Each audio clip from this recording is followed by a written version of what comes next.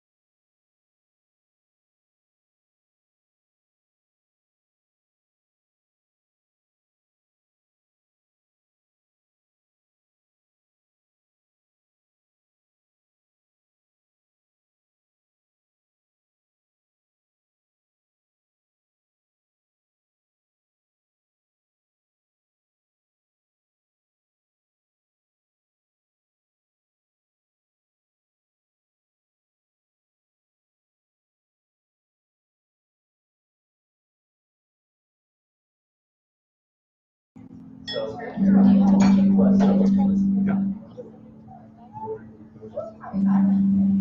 your oldest one? Really?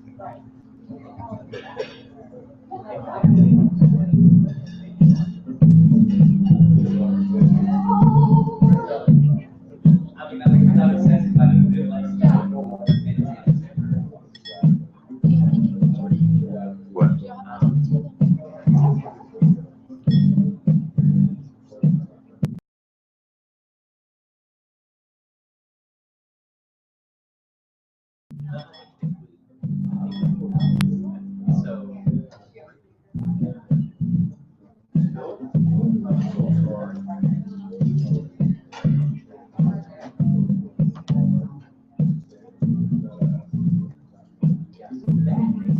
It's always scalding out.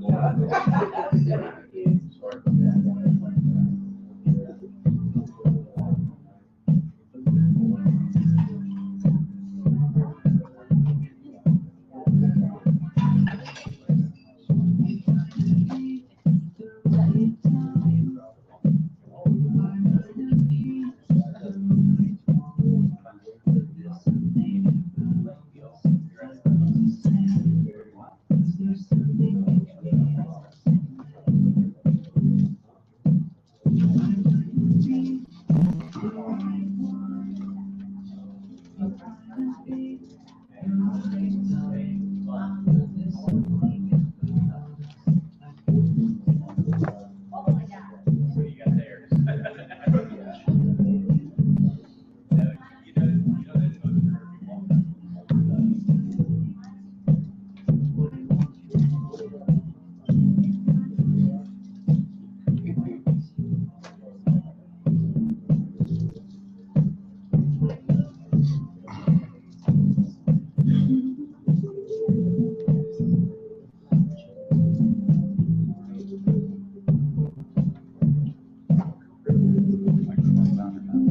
No, but dude, we're up. Oh, did you eat? Yes, it's coming from there.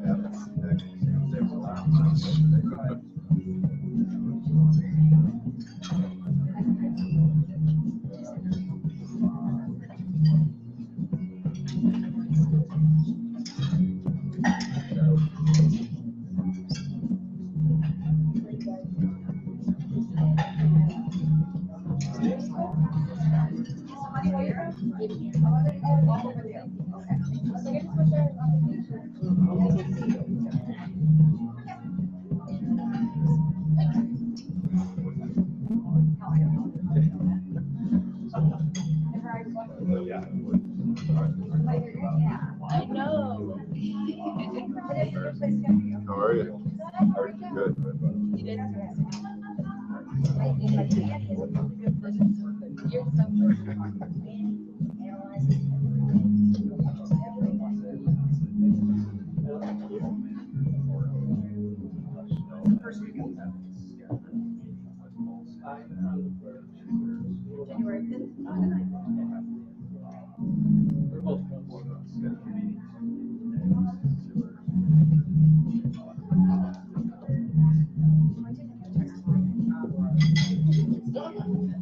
Oh,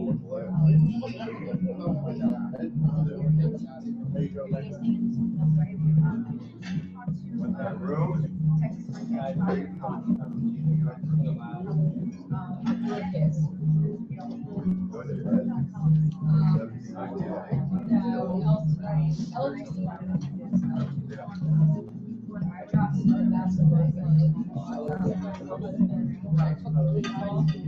Either how you doing? Good. Just trying to get back on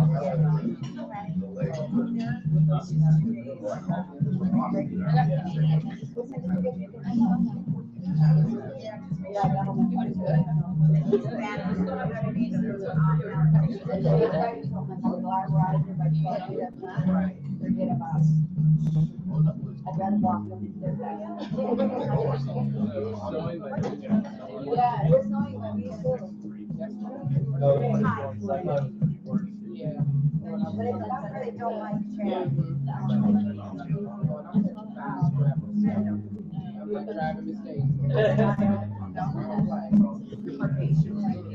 Yeah, I'm more worried about other trails than myself. I don't like, I like to be up.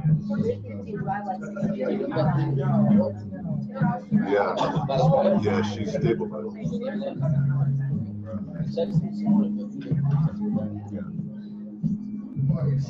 Yeah, he's kind of busy.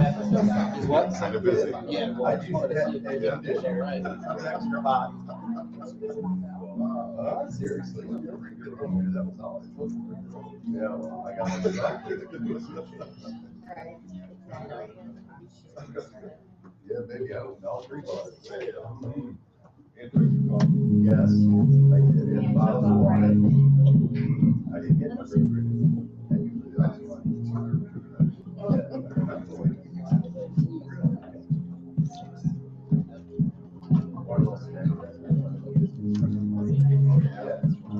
You know, they're number one.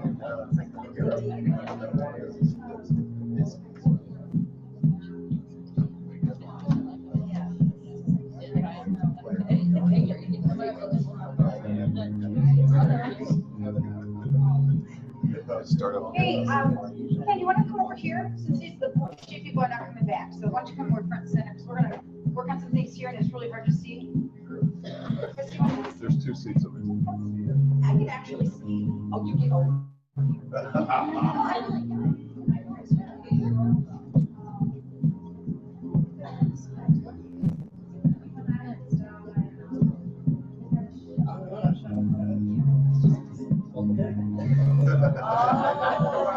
She just called you out, boss. Just say that to her. She just moves you because This is smart. I told you that last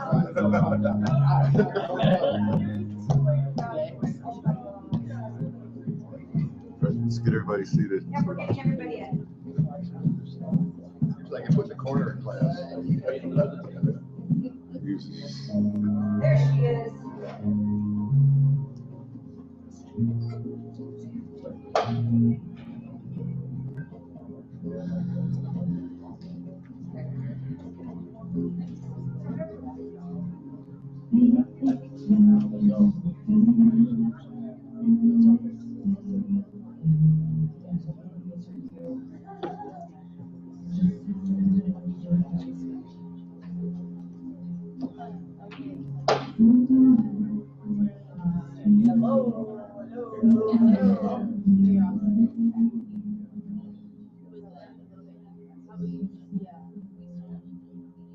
How's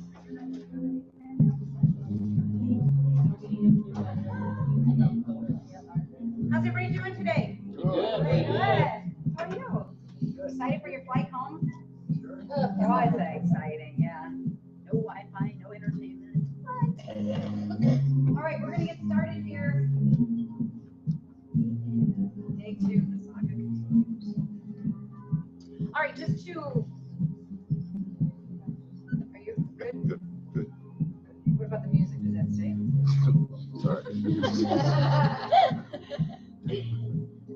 Talk around.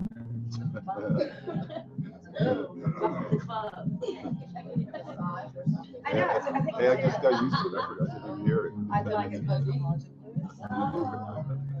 all right. So our agenda today, we are going to work on our skill set. Make sure that we're good to go. I'm going to throw out some scenarios to you. How you handle a tough phone up, availability, price shoppers. Let's see what we're doing on that. We're going to cover all reporting. We're going to work on the daily work plan of a BDC manager.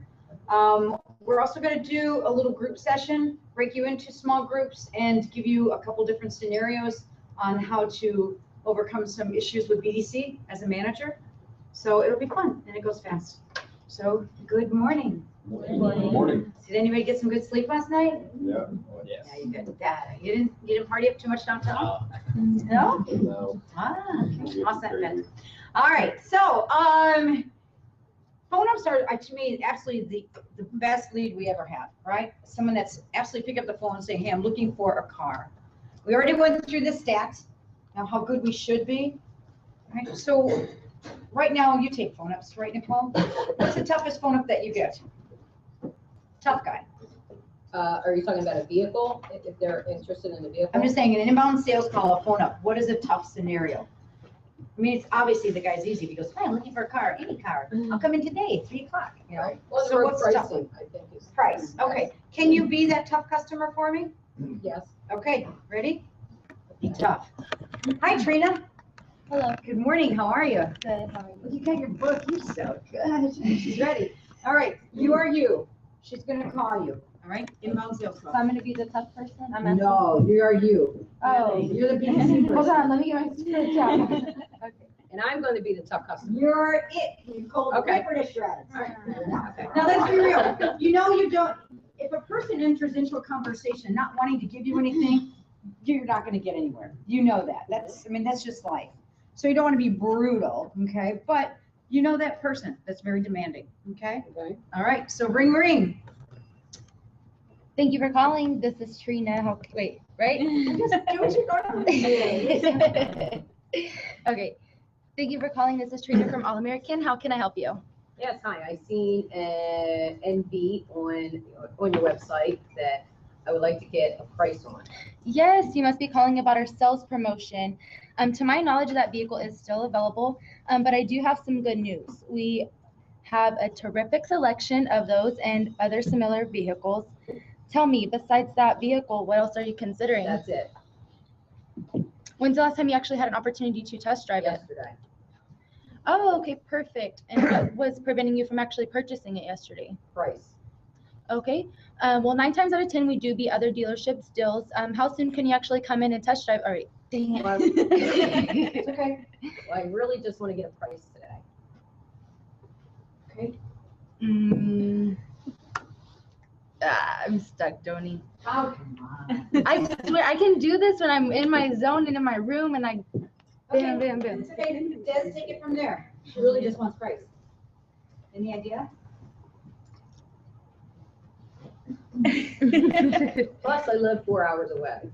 Ooh. So they always throw that one in there. Yes, I hate that one. Then you have to give a price. Okay, because now you're making it much more difficult. Okay. Just stay with the, now she's already brought up price. This is the 3rd time, correct? Or second? Second. Second, okay. Because by the time a person brings up price, I really want price a 3rd time, you have Get to the stop. You gotta say and give them the price, okay? Okay. Because otherwise you're gonna disengage and lose them, okay?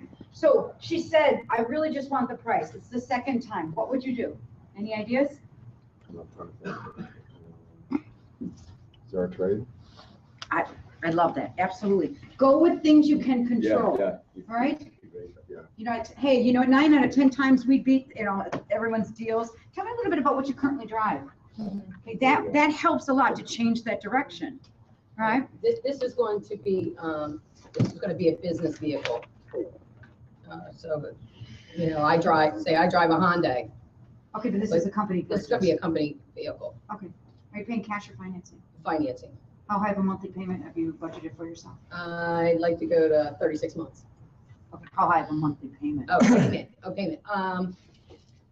Why would I say how high of a monthly payment? Yeah, yeah. Why? Because you don't want to go low. You don't want Because you want them to reach. Okay. You don't want to say things like, so how low, how little did you want to spend? Because I'll go next to nothing, right? So how high of a monthly payment are you trying to stay with? 500. Okay, now me, I was thinking, so could you maybe go 525 for the right vehicle? Yes, I would. So what is, she's bumpable, Just bump. okay? Yeah. You know what, I've got a terrific selection of vehicles that you described in that price range. Now, speaking of that, how soon could you come in? I know you took a test drive once, but at my dealership later this afternoon or this evening better? This evening. Okay, and that may not have gotten her. You never know. It may not have, okay? But again, go to what you can control. A lot of times that person that's so price driven, if I change direction by saying, what do you drive? And remember that line, here at All American, we're in strong need of quality pre-owned vehicles. If I can offer you enough money, would you sell me your car? Yeah. That goes like that, exactly. Yeah, we say that on a daily basis. All the time, all the time. Okay, you're a vet. How long have you been doing this? About almost a year. Okay, all right. Pete. Okay, you be you, right? You be a consumer. Talk. Phone up. Ring, ring.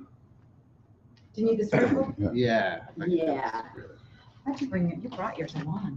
We can hand out books. Why don't we hand out books? All right. That would help. Get those guys in here.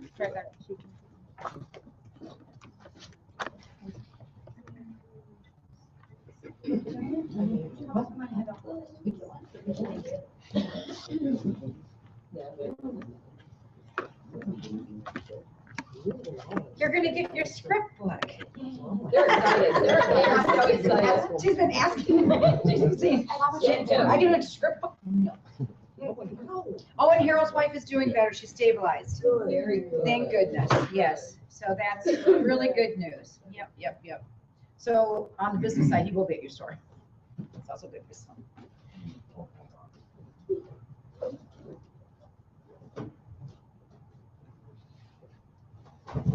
Okay, well, we'll do this while they're doing it. There are 6 steps to mastering a phone up. What's step number 1? 6 steps to mastering a phone up. What's step number 1?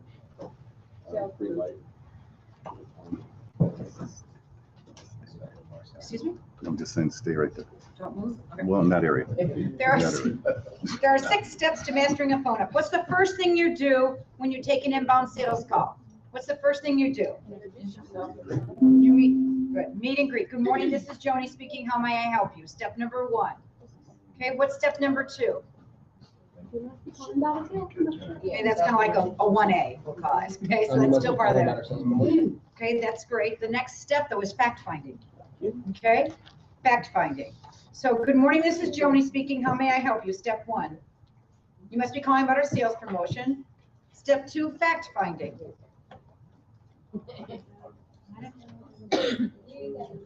Good morning. Name a good fact finding question on a phone up, a sales call. What's a good fact finding question? You wouldn't ask a phone up that. No, I wouldn't think so. Inbound sales call. Hey, so I'm calling you looking for, you know, want to find out if you still have that Equinox of 2010. You would say how many drivers in your household. Got it. So on a phone up. I'll give it that. Do you take phone ups? I do. You do? Scaring me. Do you take phone ups? Like what color are you considering? That's okay. Fact finding question on a phone up. Very good. What are you currently driving? Fact finding question on a phone up. What options are you looking at in the next vehicle? Cloth, leather? Okay, beautiful. Fact finding question on a phone up. Just remember, if you're going payment, always how high. Okay, what kind of payment? It's like, you tell me. Fact finding. Lease or finance? Lease or finance, okay. Newer pre-owned. Lighter, darker shade. Okay, good. Is color important when you're talking to somebody? Is it important to find out the color they want? Is it important? Yes. Be towards a lighter dark color, and they may respond to you, color doesn't matter, right? It always matters.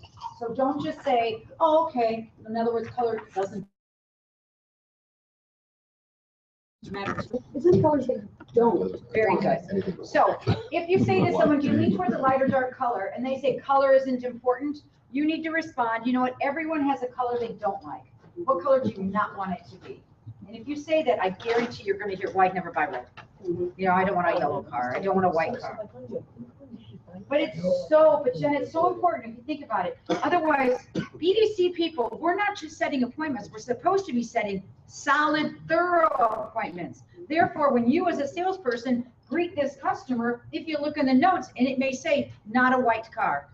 Otherwise, if it says color doesn't matter, what are you gonna do? I sell them that white car, and then you can't close the deal, because inside their mind, they're going, God, I hate white. Okay, so don't just take that little bump and go, oh, okay, color doesn't matter. It does, it's always important, okay? What kind of color car would you not want, Nicole? Red. What kind of color would you not want? Brown, okay, you. That is rainy and like a turquoise. Okay, good. All right. Like I hate some of those Ford colors they came out with. Yeah, Purple. It's like, whoa. I don't want that. We don't have any metal. Ford, and it's raining. All right. Pete, fact-finding question. So I'm calling, No, just fact-finding question on the phone. fact-finding question on the phone. What vehicle are you looking to purchase? Okay, new use. New Fact-finding question. use. Pre-owned. What are you currently driving? They said that, but that's Yeah, okay. I just didn't hear what they said either, so. Yeah, okay. We're just on this. We just have to talk loud. Okay. Okay, fact-finding question on the phone. Truck and SUV. Okay, Will you be the primary driver of this vehicle? okay, good.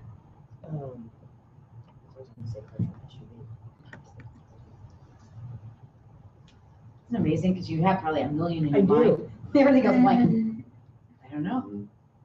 Most important ones to ask, when's the last time you had a chance to drive it?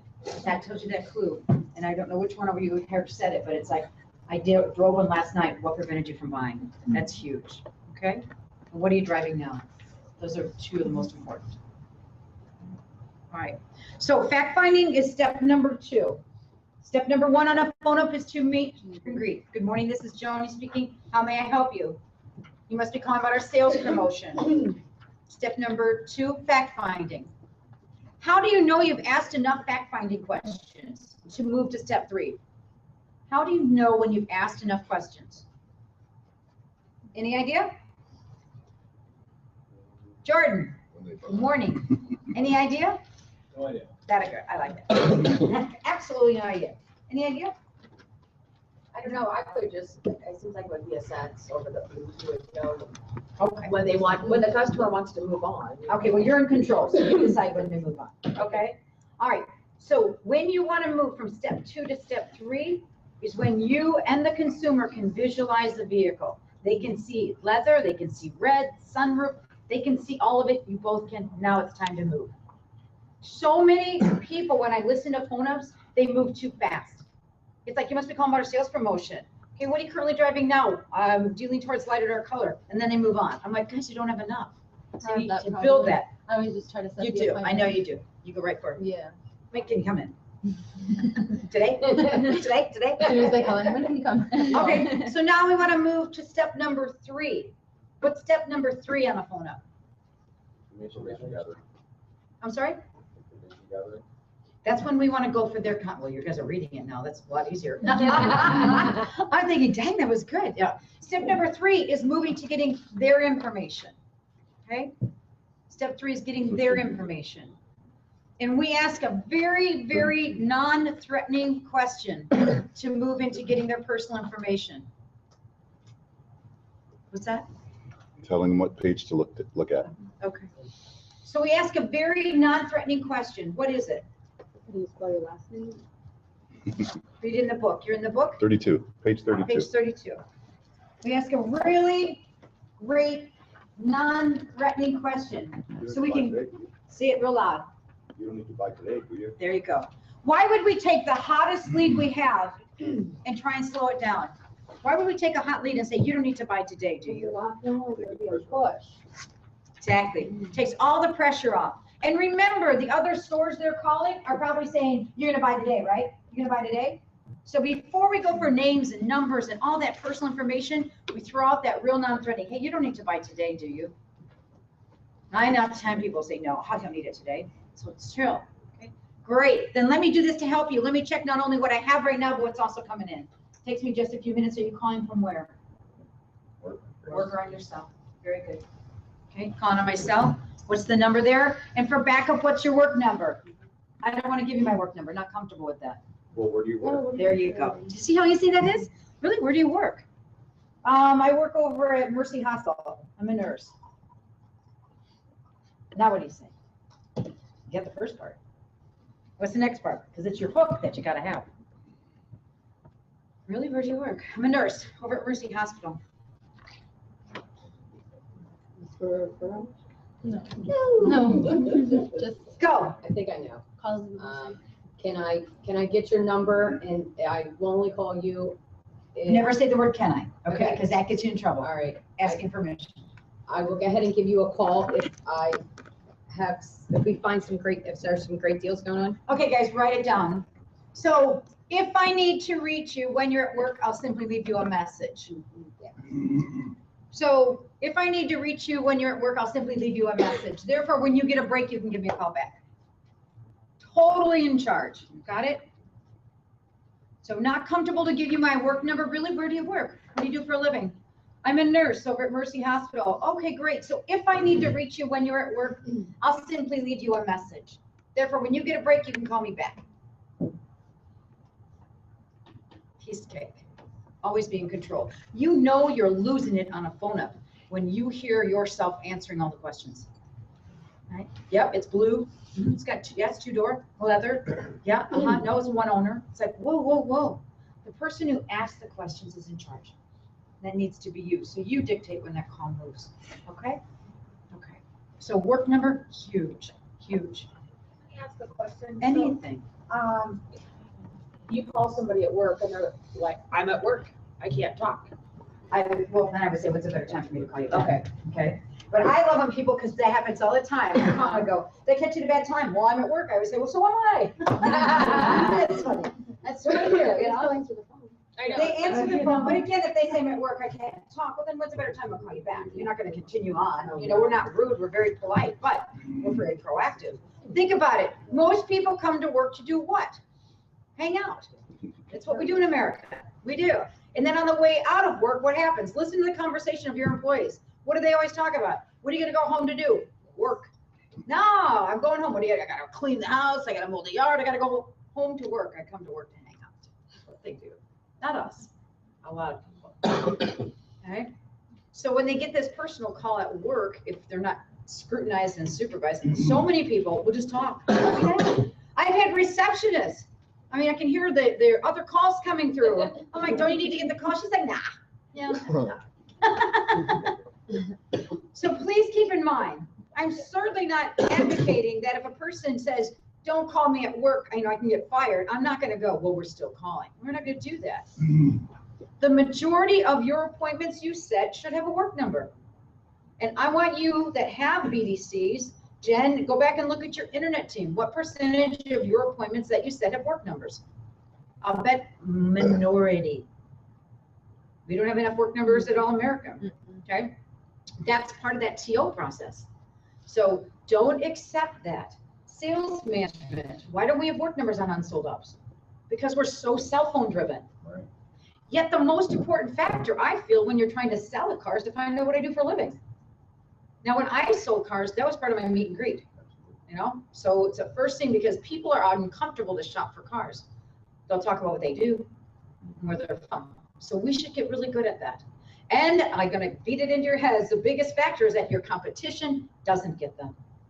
So instead of getting blasted out because everyone calls cell phones, don't do it. Call the work. No one else does it. Okay? Cool. All right. So step number 3 is getting their contact information. You want at least 2 phone numbers, cell and work preferably. I would always ask them if they still had a home number. How do you spell your last name and your first name? And then you put them on hold. Okay. Step number 4 is what? Good, going for an appointment. Step number 4, go for an appointment. Okay. We always want our appointments to be immediate, okay? So when we're speaking to someone and it's 9 o'clock in the morning today, we should be saying, how soon could you make it into the dealership? Would 10 o'clock be good or is noon better? Always immediate. Customer says, oh, I work till 5. Okay, is 6 o'clock better? Maybe 7:30 today. If you speak to someone today, they commit today to come in, your show rate should probably 90%. All right. Every day that you speak and then set the appointment away from you, the show rate drops like 10%. That's why you don't want to get into that world of Monday communicating, Saturday appointment. So if I'm speaking to you on Monday and I say I can come in on Saturday, what's your first response? I'm trying to set the appointment 72 hours, so. But what do you say? You covered it yesterday. Are you going out there? Very good. Oh, really? Are you leaving town for the week? And I'm trying, I do all the time, and people are like, oh, I'm not leaving town, I'm just busy. Oh.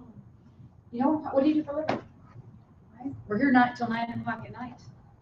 Right? Oh, you're in real estate, great. Usually, what's a bad day for real estate? Usually Tuesdays, great day to come to a store. So know these things. So peel back, okay? Legitimate, what is going on? So set a solid appointment, preferably within 72 hours. Okay? What's the next step? Step 5? Your info. Sorry? Your info. Your information, okay? Have a pen handy, write down that name, that number, and by the way, your appointment time. I get delayed, let me know. What's step 6? Oh, I just tried. Referral. 5 is giving your information. Oh, okay. You're cool. Giving your information. Step 6 Turning is a the page. referral.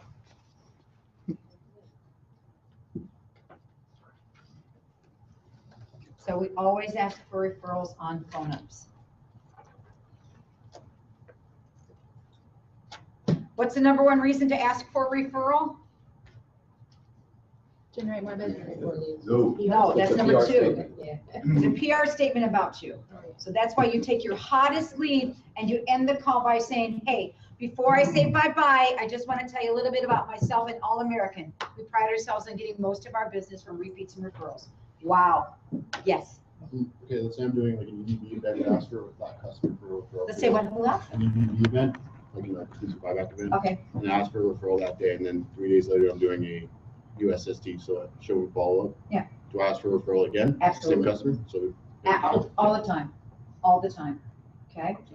Not an appointment confirmation. Okay, that's also not on that. Just want to confirm you're coming in route 3. By the way, before you go, so, but every time I speak to you, I'm going to do it. Okay? Always. Always. Okay. In between 5 and 6 is a very, very strong trial close. If you're not using it when you take phone-ups, please get it into your repertoire. What does it say? In between 5 and 6. No. Do you have your book? In between 5 and 6. Choo, choo, choo, choo, choo, choo, choo. Will this be your first purchase from our dealership? Real loud. Will this be your first purchase from our dealership? Awesome. Now, yeah, if you don't use it, guys, use it. That's huge. It's part of the script. You should use it if it's there. Why Use do it. I love that? Customer says, I'll be in today at 4 o'clock. Okay, they wrote it down, they wrote down your name and number, and then you say, hey, tell me, today at 4 o'clock, would this be your first purchase from our dealership? What are they gonna respond? Yes, which means what they just tell themselves? Buying a car, got it? Will this be your first purchase from our dealership? No, what is that? I'm a repeat buyer. Closing rate 70%.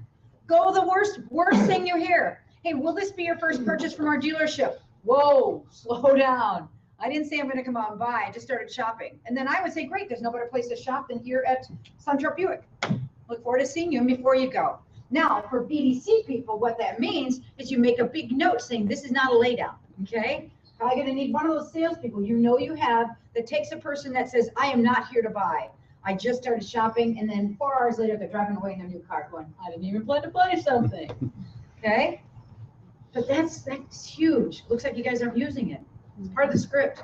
Use it, okay? It works. It works. It works. My son works. It's this next page. It's after the last guideline. It's the next page. After It's 6? the revised inbound. Oh, okay, revised it. Okay. Yep, that's the script. Wonderful. You okay, Jen?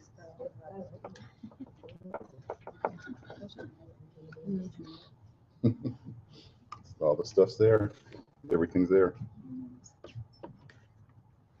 Got it? Yeah. Okay, good. You got it? Yes. Got your script? Yeah. Okay, because you are on. You are you. You take phone ups, right? Your face. She's like, yeah. Okay, but you should start your days like this. You know, before you hop on the phone as a BDC rep and a BDC team member, you should take 5 minutes and do a role play and be tough. Right? The toughest customers shouldn't be the real ones. Should be us going, here, throw me an objection. You know, let's do this thing. So are you ready over there? Ready? That a girl, you can do it. Okay, you be you. You be a consumer. Okay? Okay. Shopper on the front. Thank you. Ring, ring. Hi, thank you for calling Christensen Chevrolet. This is Iris. How can I help you? Iris, I'm looking at the internet here and I see this Camaro. Is that the best price that you got on it? Oh, you must be calling about our sales promotion. When did you see the vehicle advertised? I saw it on your website. Okay. Well, to my knowledge, that vehicle is still available, but I have great news. We have a terrific selection of Camaros and other similar vehicles. Tell me, besides the Camaro, what other vehicles are you considering? No, just a Camaro, maybe a Mustang. Oh, okay, great. When's the last time you had an opportunity to test drive a Camaro or Mustang? Well, it's been a while. What are you driving now? I drive a 73 Opel Kadett.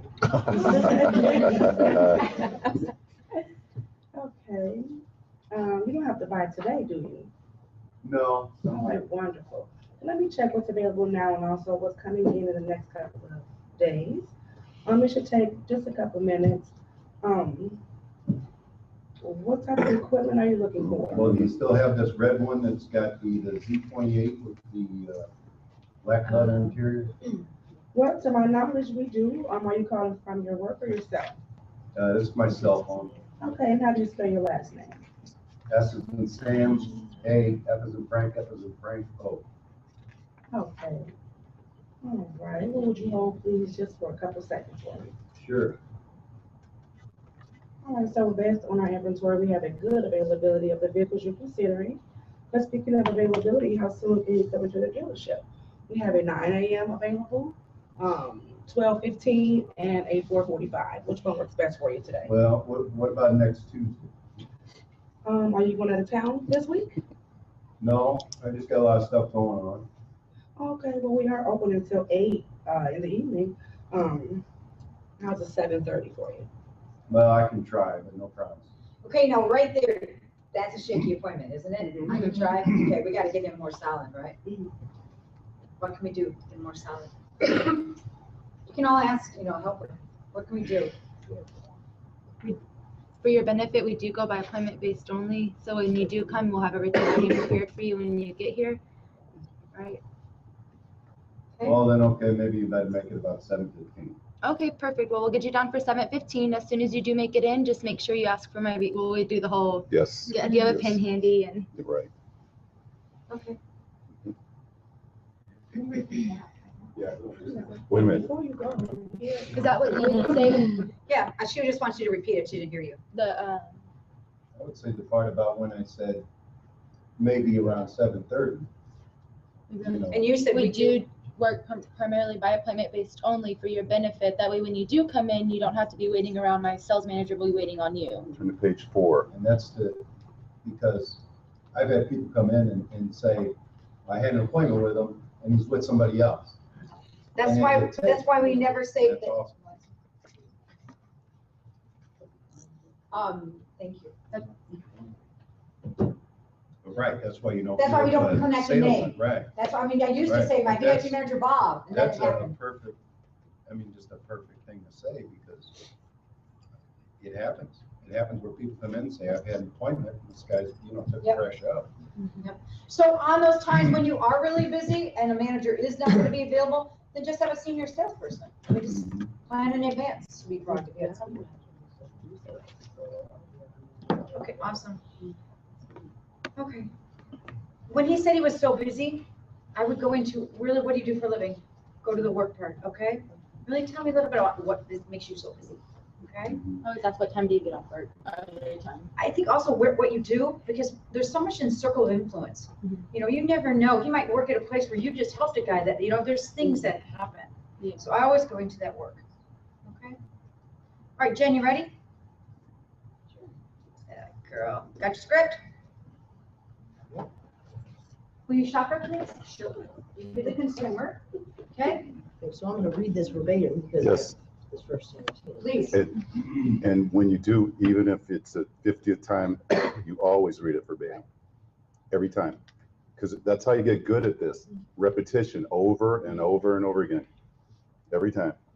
And that's the way, when you're managing your team, you'll know they're on pace, because the first thing, and he said it yesterday, you'll hear, you must be calling about our sales promotion. And that's cue for a BDC manager to stop whatever they're doing and go over, because it's the hottest lead they have, okay? All right, ready? Ring, ring. Thank you for calling Offenburg. This is Jen. How may I help you? Well, hi Jen, I'm calling about the 2009 Equinox that I saw online. Is that the best price you can give me? Hey, you must be calling about our sales promotion. Where did you see the vehicle advertised? On the internet, Okay, and what is the stock number?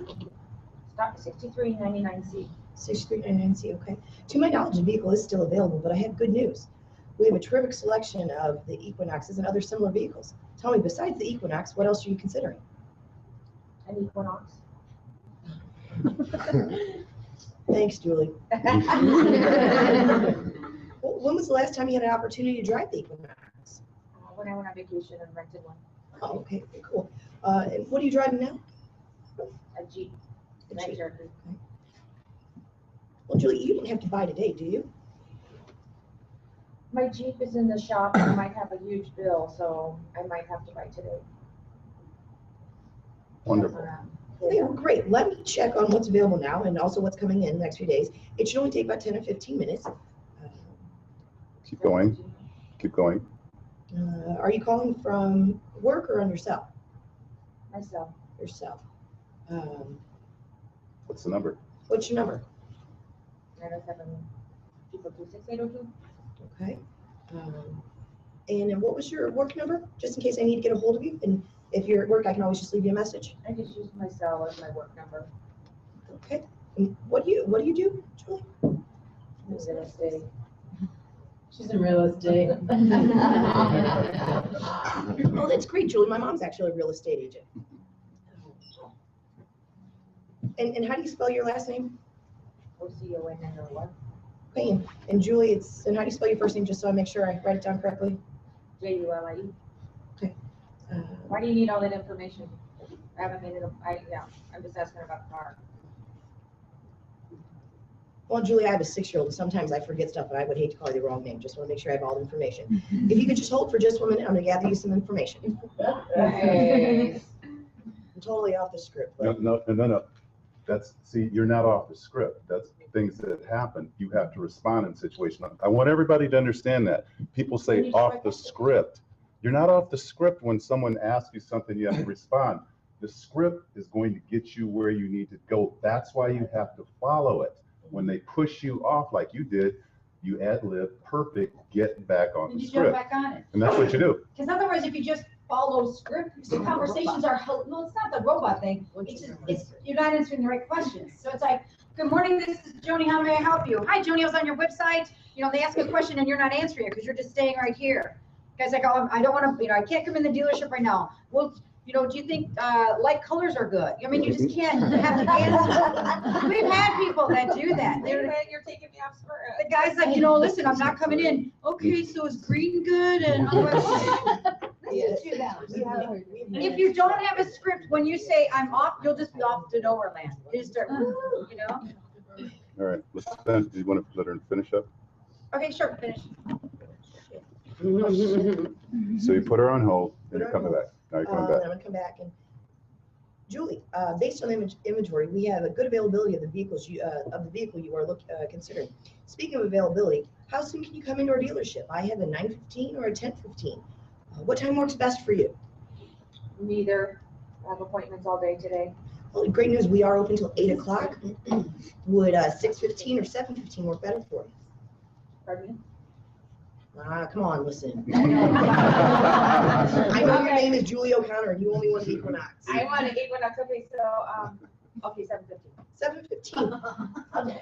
Yeah, fine, we're Keep going, keep going. Okay, Julie, do you have a pending and you have some important information to give you because your business is so important to us here at Offenburg. I want you to speak directly with our VIP manager.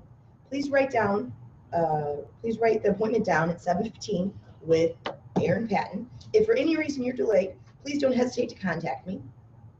My name is Jen, Jen, and Chartrand, Chartrand. Will this be your first purchase with our dealership? Yes. Oh, how exciting, how exciting. We welcome to the family. Before I let you go, may I ask you a small favor? Yes. Here at Offenburg, we pride ourselves on getting the most out of our business from repeats and referrals from customers like you. Who do you know besides yourself, maybe a friend, a neighbor, or a coworker that one of these days might also be considering purchasing a new or pre-owned vehicle? Well, let's just see how my vehicle buy goes before I recommend anybody, refer anybody. Okay, that's okay. The most important thing is helping you. We look forward. No, hold on, I messed that up. That can be a tough No, question. no, no, no, no, no, no. No? You're good. I agree with what when you stopped it. Yeah. And I think that's a Yeah, good point. yeah. So when a person pushes like, first take care of me Yeah. kind of thing, Okay, then so I went to the right one. Okay. I would say, hey, absolutely, number 1, 2, great. Yeah, one of the things about that, that can be a tough question. If she said what she said, then that's not a tough question. So you respond to that Okay. and you don't ask that. If a person is what I say waffling, I don't That's know of when you go anybody, with that one. then you can say that's a tough question. Okay. And then there's another rebuttal. I think it's on page 5. It says, person says, well, I'm not really comfortable giving out that information. Then you go to, well, you know what, all I really want to do is call, introduce myself, answer any questions or concerns, to let them know if they ever need any automotive assistance like I'm going to help you with, they now have someone to talk to. Now, that wouldn't be too bad, would it? So those are all in there. They're all in there. So that's part of being able to respond. Memorize that book Yeah. tonight. I'll sit with my kid and On the we'll read plane, together. yeah, and role play together. Most I important have part a is, question. yes. Is it okay to ask for a stock number? Because once you ask for a stock number, then that means you're looking for that specific vehicle. So you don't have that, I guess, cushion to say I have something in that. It's there because you might have to, but we know you're not going to do it. But then if you have to, you have that information. See, it's best to have the information than to go back afterwards, because what's the percentage of time that they're going to buy this vehicle? What's the percentage? Everybody should know this. Everyone should know this. If a person calls into the dealership and said, I'm looking at the 09 Chevy Malibu or Equinox, do you have it? How much is it? And is it available? What's the percentage of time they are going to buy that? 70? 20. It's actually 17.1. They're going to buy it 89 point or 17.9, 89.1% of the time they're not going to buy that vehicle. That's why when you learn how to do the inbound, like the steps, one of the rules says if a person asks you a question the first time, you do not respond to it. It should go over your head and you continue on. The first time when you start responding to a customer asking you questions, what are they going to do? They're going to ask you another one. You're going to ask you another one, and all of a sudden they think you're the expert. So you want to alleviate those things. So what he's saying, ignore it. It's like, Don't respond. good morning, this is Joni, how may I help you? Hi, Joni, was on your website looking at that used Camaro, want to know the best price. We automatically don't answer that. We say, you must be calling about our sale. Because that'll take a lot of people right into, really, what kind of sale? What's going on? And how do you respond, Nicole, if I asked you what's the sale? Right now, what we've been using is we're having an inventory reduction sale, and also we are having a remodeling sale because our showroom is being remodeled. Absolutely. Construction sale, that's what we've been using. All right, so we usually say we're having a huge inventory reduction sale. Because why? Every day we're trying to reduce our inventory. Right? So once you say that, then the kicker is for you to ask another question. Right? And the number one goal when they call in, they always call in on a specific vehicle. Your job is to get them to be open up to others. That's the job. Okay? And so what Craig was saying is get the stock number, then move off of it. But for the customer that won't move, only that one, you have it if you need to go into specifics. Okay? All right. Excuse me? Good? Okay. All right, let's take a peek here, guys. This is a BDC manager daily, the guideline responsibilities. Obviously, priority number one is to ensure through hands-on phone assistance, each on-scheduled rep, or whatever, each on-scheduled rep, okay, obtains daily minimum standards. You wrote it. I know I did. I don't like it, but I wrote it. Is it, what page is this in? Yeah. Is it in there? That's not in the workbook. That's not in the workbook. If anybody is an English major or, an author, writer, you will find that we are car people, and you'll see it in our writing. Speak for yourself. Speak for yourself. Unscheduled rep. Okay, step number two, and we can give you all copies, so don't worry. Okay, step number two is to maintain the minimum standards of 1 appointment an hour, 50% show. We expect the BDC reps to get at least 2 referrals outbound. What was number one? Number one is to make sure that your reps come to work every day on time. On time, seats are full. Okay. Number two is to make sure that they're productive when they're in their seats. Okay, which is your 1 appointment an hour, 50% show, 2 referrals. Okay, and 2 outbound service appointments per shift. We don't talk enough about that. So let's dive into that. 2 service appointments, that's part of that minimum standard as well. And that should come from people that a hot lead goes cold, they don't want to buy a car anymore. We should be saying, you know what, if you're going to keep your car, you need to maintain it. What are your current service needs? Okay, so we may not set it because you may not have X time, your ability to set service, but all you'll do is transfer that consumer over. Okay. So when you start a BDC, you automatically influence service revenue-wise. Okay, upon arrival, review the appointment set for the day. Be familiar with each appointment. You are the VIP manager, unless you're you. Okay. Remember, we don't deal on specific units. Okay. Number 4, meet with the on-duty sales managers. Most of you are not doing that, and that is BAD. Meet with the on-duty sales managers and review today's currently scheduled appointments. Obtain the referral sheets from yesterday. You don't have to wait for BDC to put those in. I would just put the referral sheets in, and it's in the book. We'll go through together. Okay? Oh, much better for everybody. What was number 4 again? Sorry. Number 4 is to meet with the on-duty sales manager. Okay. That's when you're getting to get in that face of that guy, right? Andrew, yes. Yeah, that's right. Okay? Go through the appointments with them. And don't, remember, don't be soft. Just go in and sit down next to him or her, log in the CRM and go through them. Okay? Sorry, can you repeat 3, please? Yeah. Confirm appointments. Review of the appointments with the on-duty sales manager. So that training part was 4. That's 4, I'm sorry.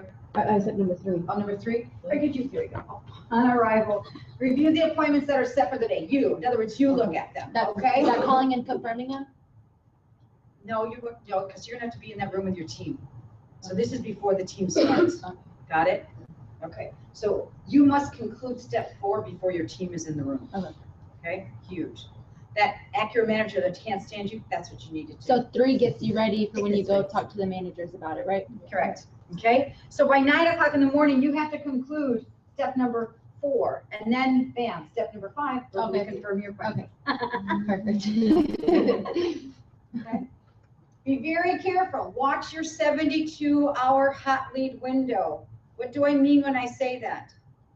Watch your 72-hour hot lead window. What do I mean when I say that? Go. Most people are applying within 72 hours of going to the dealership or inquiring for a vehicle. Okay, so when we get a fresh internet lead, a fresh sales call, right? Anything that is in that hot bucket, a referral, we follow up extremely intensely those first 3 days. Okay, so that's why be careful. Always spot check in your CRM that your reps are following the 72-hour the way they're supposed to. And supposed to means what? We make 3 attempts to reach someone in the first 24 hours. We only leave 1 message, but that means that if I got an internet lead at 9 a.m., I'm going to call right away, leave a message. If I don't reach him, Jordan, I'm going to try again before I leave at 3 o'clock. I won't leave a message, but I'm going to try again. Effectively what? It doesn't stay with me when I leave at 3. It passes to Chad because Chad works from 3 to 9. He's going to try at 7 at night. So that means as a dealer, wow. And if we do that 3 days in a row, that means I've called you 9 times in 3 days, 3 messages, right? And constantly I go into any account And I always see big gaps of where we're not doing it. We make one call, we miss a day. Don't do that. Watch your 72 hours. Happens with Karina. We're always making sure, okay, spot check. Okay, and back on it. If that person doesn't respond to us after 3 days of effort, we put the lead forward a week and forget about it, okay? Because if you don't do that, you'll never be able to get into your outbound prospecting and calling because you're gonna keep calling the same people over and over again. So we put them forward a week, 1 week, okay? And then we repeat it. So pops back up on day 10, we call them 3 days in a row again. One message each day. No response, we put the lead forward 30 days and forget about them, right? Reps always ask me, so what happens, Joni, if in between the time I put it forward 30 days, they came in the showroom and they buy? Do I get credit? Yes, because I followed my process. Okay, I followed my process. If you don't do that, then everyone's going to be paranoid and want to call everybody every day all the time in case they come in. Go the other way. You're supposed to call 3 days in a row, right? You called 2 days and skipped the third day, and the guy comes in 2 days later and buys. Do you get credit? No. Got it? So you must follow that process that's been set in order to get credit. If you talk to people a million times, but you've never set an appointment, and then they come in and buy, do you get credit? No. You have to have an appointment. You have to have an appointment. I got a lot of reps that do that, but I mean, I've been talking to them. No, get an appointment, right? All right, if we never hear from them, we always call every 90 days. Only one time every 90 days. We're not doing 3 days and 3 days. We always call every 90 days, all right? Now, if there's an email process that I don't know that you've got that there, but if you do or don't, otherwise we'll send copies with as far as what matches with your phone calls. Okay, all reps must follow the priority of contact. Yeah. Okay, inspect that they do not follow their to-do list. Is that a typo? No, surely not. I'm no English major. That's VIN Solutions. Oh, VIN to-do list. Okay, well, not everybody's VIN. So anyway, your CRM. Just happens, yeah. Okay. So be careful. You may have this whole huge work plan sitting there in your queue. You're supposed to clear out your queue. That's not a productive BDC person. All right, potentially. So priority of contact. Who's the first people we call? You. When you come to work, what do? You respond to your internet leads, correct. What's the next thing you would do? Okay, I'd probably contact my missed appointments. Okay, anything in the, remember, missed how far back, 72 hours. If someone committed to come in and they haven't shown, that to me, that's a really hot lead. All right, so 72-hour window only, missed appointments. You're gonna do confirming, okay? Then unsold showroom traffic, you got it. Anybody that visited in the last 72 hours, all over them. Okay? Referrals, all over them. So you follow your hot leads, and then you conclude that, then you start working what? Backwards. Right? So maybe you go, hey, call missed for the last month. Call unsold showroom traffic for the last month. You can work your daily plan, don't get me wrong. The whole point though is that if the daily work plan is not productive for you, get out of it. What's the 45-minute rule? Any idea what the 45-minute rule is? A lot of rules. If you don't get an appointment or contact, then you move on to a new source. Move the source. BDC manager, effective BDC manager. I'm going to go over, I'm going to look at your tick sheet, see what's happening. I don't hear you live on the calls. I can see that after 45 minutes in that hour, you are potentially going to fail during that 60 minutes. Get them out of what they're doing.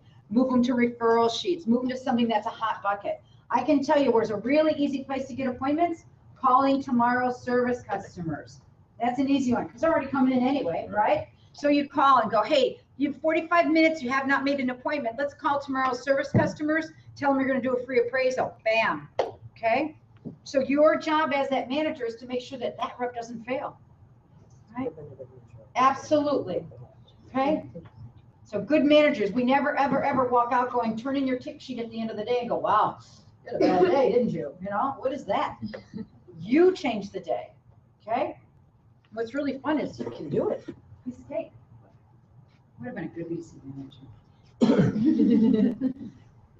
Okay, yeah, change your contact. So a lot of us are not aware of the fact what should your contact rate be? If you're calling cold leads, you'll be no less than 20%, okay, contact rate. If you're in a hot lead bucket, unsold showroom traffic, recent internet lead, you'll be more like 35%, right? If you have 2 phone numbers, you could be at a 50% contact rate. Again, how do you build a foundation? Just start gathering work numbers. Start getting people good at that. Now that creates somewhat of a strong base to work from, right? If I have work numbers on unsold showroom traffic, we're gonna call within an hour or 2, I'm gonna get a hold of them, right? So it's all just those little pieces that you start improving. It changes the dynamics of all of this, right? Constant inspection and interaction, guys. I should have said interaction, inspection and inspection. Oh, there's more. Yeah, well, as a minimum, I mean, we used to have it as a 1-2. I think I would hope, figure that if I have 3 live contacts, minimum standard as a rep in an hour, 3 live contacts, right? You're probably going to take it to you potentially 3 times with every rep. Okay. Every appointment, thank you. Every appointment set must return for live confirmation. Yes, and every live conversation that is not going to be an appointment is turned to you. And return it by saying what? I have a good idea. I have a good idea. You know what? I got a good idea. And I would say, I'm the inventory manager here. The minute you say you're an inventory manager, they think, gosh, gotcha. You know, got all the product. Okay. All right. Any appointment set more than $40 must be turned to you to promote. Yeah. Okay. Just look at that every time you take your live TO. We just went through that. It's not an inspection role, it's constant hands-on role. Owner Connect is there for you to assist with guidance and outbound contact resources, increasing sources. Use us, right? You're going to have a rep use us. You can reach out to me, text me, just say, hey, you know, the room's kind of quiet the last hour, so what's going on? What can we do? What can we spike up with this?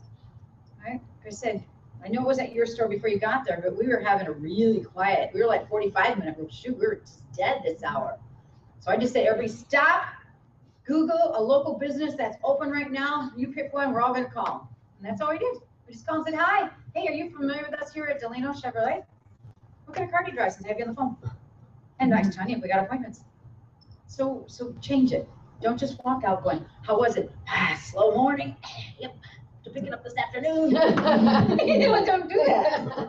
Okay? That's what the floor does. All right, and that's their world. You're going to change their world. Because all of a sudden, you're not going to have 10 appointments, or 3 at the Buick store, or 2 at the Honda store. You're going to start having what? 10, 20, 30, 40, 50. I'm telling you, you'll have a parking space. They'll be like, can I carry you to work? Yeah. Watch for patterns of success or failure with the sales team with regards to BDC appointments. Skill training can be applied. We do. When we come on site, we work with salespeople. If you're a manager and you need more of that assistance, please just tell us, okay? Like, hey, don't ignore things. So we like to do that. Like, yeah, salesperson Jimmy, he's just a pain. No, let's talk to this guy, okay? Flag, when you see notes in CRM and it says BDC do not call, that's a problem, but that's not an acceptable problem, okay? When someone says do not call, that's telling you we are not engaged. We are separate units, right? So BDC don't call, I always put a big note on there and say, that's our job. We do call, okay? Joni, we actually call the do not calls and actually that was one of our sold appointments. Sure.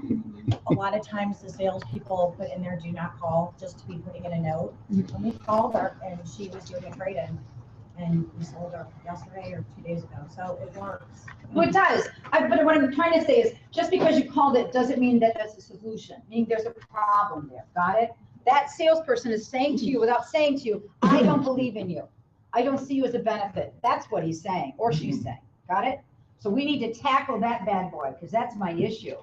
Okay? So I always say smart salespeople, they use us huge. They're like, they tell customers, I know you're shopping, trying to decide where to buy a car. I want to let you know here at wherever I am, here at Bob Bell, we have a customer care team. So if you ever need me and I'm not available, they have got your back. Now that's a smart guy, right? You've got to make sure your salespeople believe that. That's what you talk about in Saturday meetings. You know what? Step up there and say, hey, is it competitive in sales? They're all going to go, oh, yeah, it's so bad. Okay, you know what? Are you using me? Are you using Nicole? Do they see you as that benefit? And if not, make them see it, okay? Because it's huge. Bless you. It's huge. It's the only thing different than the other stores. So that little guy has to be tackled, you know, and understood, educated. Yes. It was one of you. So when would you call, when would you make a customer a bad lead? Like not to call them at all? I mean, when would that? I would never. Never? And when they're dead, physically. Okay. Yeah. So when someone says to me, take me off my list, I don't want you guys ever call me again, and I hate you kind of thing. Whoa, we had a big problem there. No, then what I'm gonna do is I'm gonna get them to the owner. You know, because we've got to correct that. Yeah. You know, I apologize on behalf of the dealership, what happened, you know what, Mr. Owner is, got probably the biggest heart in the, you know, in the world. He's gonna get in touch with you, because you don't want people walking around going, take me off your list, I hate you. Oh, okay, off the list. And then they're walking around town going, they suck. You can't do that, right? That's a big problem. Hey, I'm not interested in a car. I already bought one. I don't want to buy a car. I just bought one from your competitor. Take me off your list. Well, is saving money important to you with service? Okay, I'm going to not take them off the list. I want them always there, because eventually they're going to need us. And remember, the competitor that they bought from isn't going to follow up the way we will. Okay? So Joni, since we're talking about issues, why don't we do group resolution? I just wonder, is it easy to break so many people? Yeah. Wait, 454. What time do we have? 10:10. 10:10. Okay. All right. Let's get into groups, because we're talking about issues, resolving issues, being problem solvers. I'm going to give you guys some. Can we take like you four or one, no, those three? So we're going to break into like 5 groups. I think we'll do one group will have 5 people in it. So do 4, and then the last group over here will have 5 people in it. So we're going to give each group a potential issue, a problem, and then as a group, you develop a solution. And then at the end, we will determine who has the best solution, and we have a prize of potentially millions. Potentially. You're going to take, I've got an interview for that.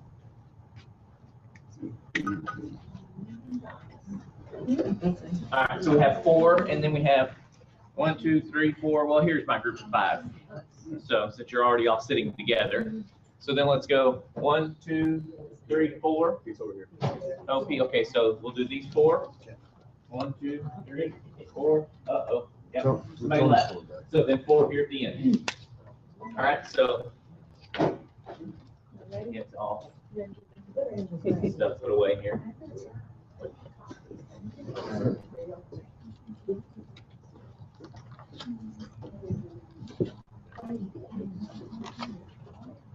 So when we, you guys can pick a spokesperson and have a little, have a scenario of a problem. Joni touched on a couple of them. Stay there for now. Talk from there. Yeah, just talk from there for now. All right. I'm a loud family. I just don't need microphones. I don't work well. No, talk from there. Stay there. Well, I have to hand these out. Okay, but just stay there for a second. People don't listen. I said, stay there. Everybody walk to me. I can't move. Give them to Colin and let him do it.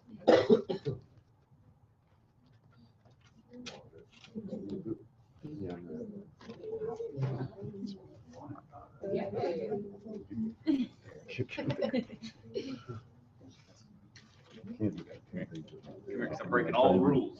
No. I'm trying to do it. Yeah. I'm trying to do 15 days. Careful, don't trip over that.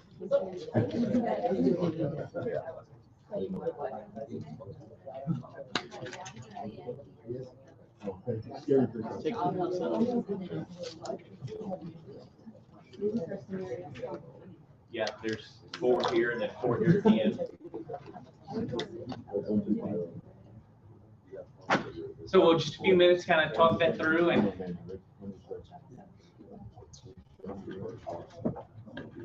Thank you, sir. Did you guys look at my CRM? yes. That's one. Do you have a solution, right? I guess you represent people and. Let's not make you the spokesperson.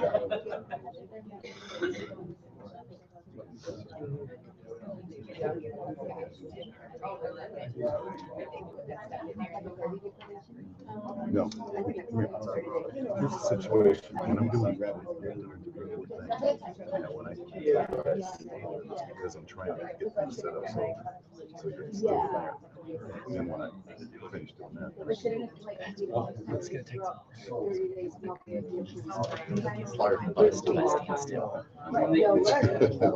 right.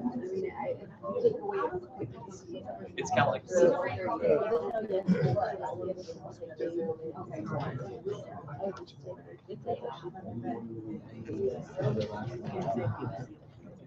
talk to their manager. Right.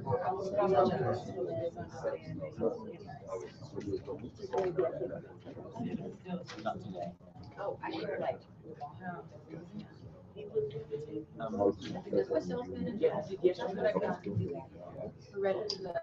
How can you be ready that quickly?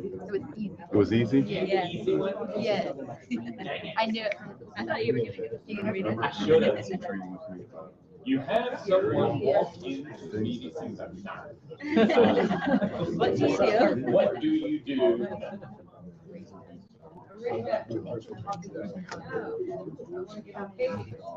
Or as like in Yakima, Washington, you have someone ride past your BDC on a motorized beer cooler. What do you do? You have someone ride past your BDC down the highway on a motorized beer cooler. I stopped drinking. I automatically know what's going on and I just get up and go.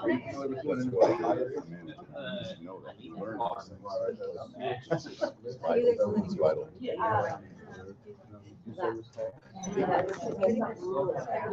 Let everybody discussing.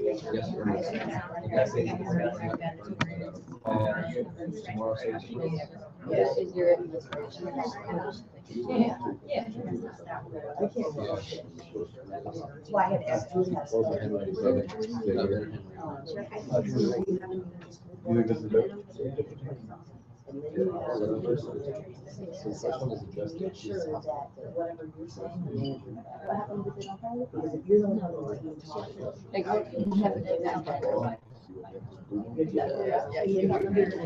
Your message is lost.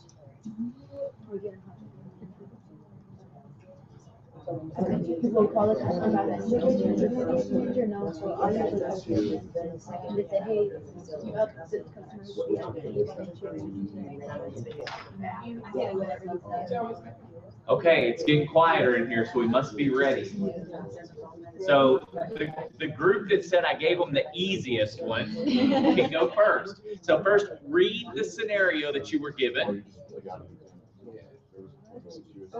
So who's the spokesperson? Oh, wait, is that you, Trina? Come on down. Okay. Come on up front. Don't think that it's just us that get to be up here and like on the hot seat. Stand on the X. The dancing that you didn't get to do last night. I know. You didn't get to dance? No, we went down to Chicago too. We went downtown. Okay, so Trina's gonna read the scenario she was given and tell you the solution. Okay. You have a salesman that bypasses the VIP process and does not log the appointments status. How do you handle this? Waterboard. Huh? Waterboard. Fire them! Fire them all! We came up with talk directly to their manager and then take away their access to VIP appointments for however long. How long? 30 days, 15 Yeah, that's what days? she was saying, that about 30 30 days. days and that they do it again 60 days or, Have you had that situation happen before? yes, all the And time. what happened to the sales rep afterwards? That's exactly what we did. We went to their manager and then he wasn't allowed to have them. That's exactly what we did. That's Did it why work? maybe it was so easy because it's happened before. Right, so is he back at taking them up again? So did And it change his attitude? How does attitude It change? really does work because they stopped taking them. They stopped not doing the process. Right. And now they do every time so they can get those VIP. Right. Especially if like they up someone and it's VIP and they're like, oh, I can't have it anymore. Right, Like, right. You have to pass it to someone else and it's like taking away So their that's, money, their that's, business. it's a good scenario because that's how you change salespeople. They have to follow the process because we put the process in to make sure that we know what's supposed to happen. And when they do not follow that process, there has to be some consequences. Managers, you have to do something when they don't do that. And as they said, they'll change their tune because they're losing out on opportunities. You have to love salespeople. It's kind of like when incoming calls go into the BDC. Everyone gets upset because they feel that, you're taking it away from me. Although when the phone rings, if you stood there by them on a normal day, they go the other direction. But as soon as that change happens, they see the value in that lead that was coming in. Same thing with the BDC appointments. Until they don't have the opportunity to participate in that additional lead, well, they really don't notice that it's going to make a big impact on their lives. The minute you take it away, now it makes an impact. They start noticing that, oh my God, today we had 7 customers come in and 5 of them were by appointment. The other guys got there before me. They start seeing the value in the appointment. A lot of times we have a lot of salesmen call us, give us VIP appointments, or where's the VIP? You gotta up them. Right, yeah. That's all. So they're understanding how valuable you are. Because they want us to give it to them, and we're like, no, you just have to be the one to up them. And that's. You're doing the right thing. Entering stuff in the CRM, is that what was the question? No, this was, if they were not putting the appointment status and information in the CRM. They're not following the VIP process where they go meet a manager. I'm doing that Friday. Today, I'm starting today. How you doing? You're here. You see Danny here in a little bit, you guys. Guess what's happening? Guess what's happening? Nobody's getting paid. The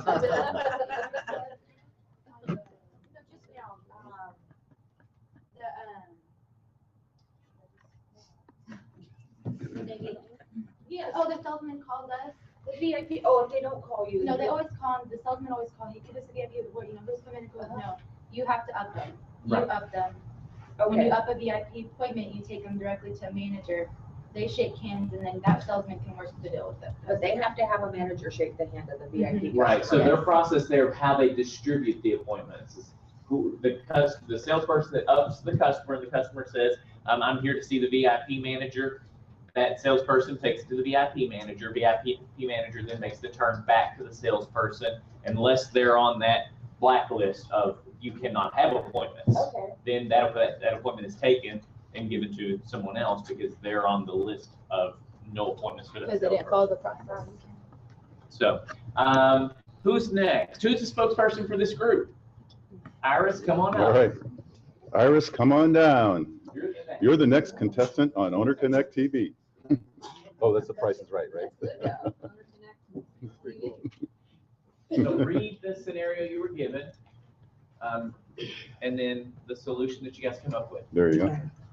Your salesperson sees his customer's name on today's invited guest board and calls the appointment to cancel or reschedule because it's their afternoon off. How is this handled? So when the salesman calls and reschedules the appointment? Yeah. So your salesperson sees his appointment, his customer's name on the today's invited guest board, so they recognize the name.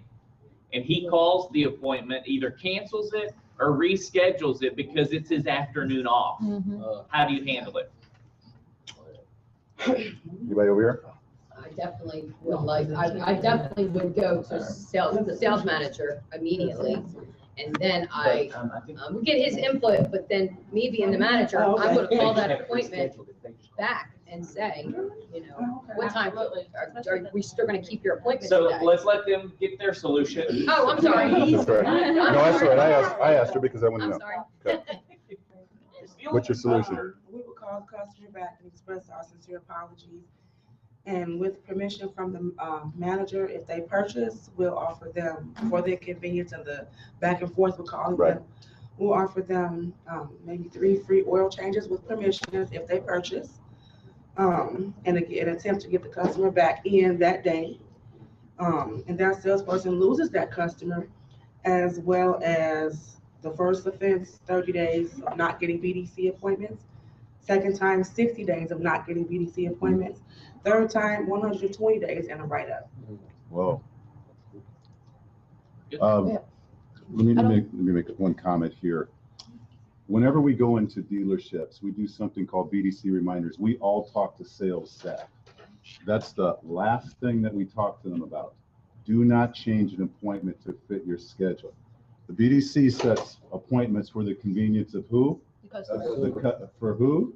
customer, not for the convenience of the salesperson. So that means that the salesperson should have a buddy or a partnership, because it's hard enough to set an appointment. And then when they go behind your back and change the appointment, as in the first scenario, there has to be some consequences. That's our job, is to set appointments. Their job is not to call this customer and circumvent that process. So let's make sure that we remind them again.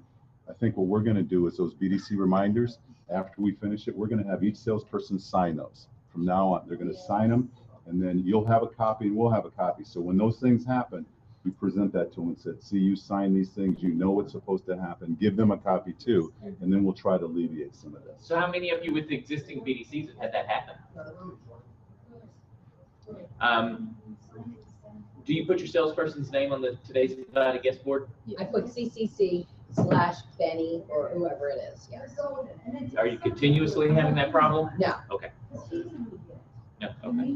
So what would you do if that did happen? I mean, I would keep it with the same salesman, that customer. Well, obviously, ideally, I mean, we want to keep salespeople and their customers that have bought from them in the past together, because that does keep your closing ratios highest.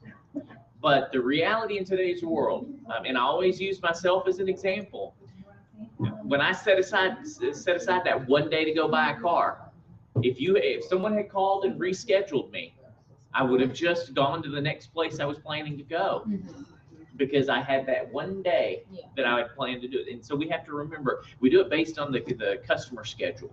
Now, obviously, the salesperson has the flexibility of coming in and taking care of it. They don't have to give the customer away or do anything like that. It's just we don't change the actual appointment. Who's a spokesperson from this group? Come on up, Pedro. Jose? Yes, come on, come on down, Jose. You have 3 names. Yes. Could the Jose's come to the front? All right, read your scenario. And all right, you have a BDC rep that is rarely green. What steps do you take to correct this problem? So do I answer first, or do I? Nope. What did your group come up with? We would address the issue and talk to them and ask if there's anything that we can help them with. After 45 minutes, switch up the lists, give them service appointments, and switch up, whatever they're working with. And then it's pretty much up to the manager to change their day. So to change their world, as Joni said earlier, to change their world. So switch up the list and probably give them service appointments to try and help them get some kind of appointments out of it. Okay. Anybody else? Input, feedback? Fire them. Fire them. Can I hear the question again? You have a BDC rep that is rarely green. What steps do you take to correct this problem? So that's like on a regular basis, daily. So at that point in time, I mean, a manager should have done something before they were. So it's not in a always shift? Rarely at the green. Really, like throughout the time period? Yeah. Also, it's throughout the time period. It's not just for that day. Yeah. Oh, okay, just through that time period. I'm thinking weekly. Yeah.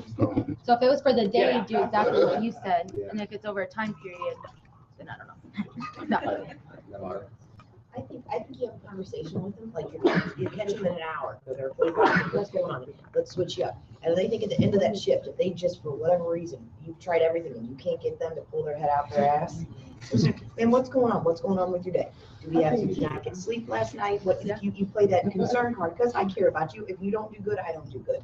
And then you say, okay, well, let's get some good sleep tonight. We're gonna come back in, so we're not leaving on a bad note on the end of the day. Dude, you suck. Go home, eat some dinner, get some rest, come back, recharge, dude. I'm looking forward to seeing you tomorrow.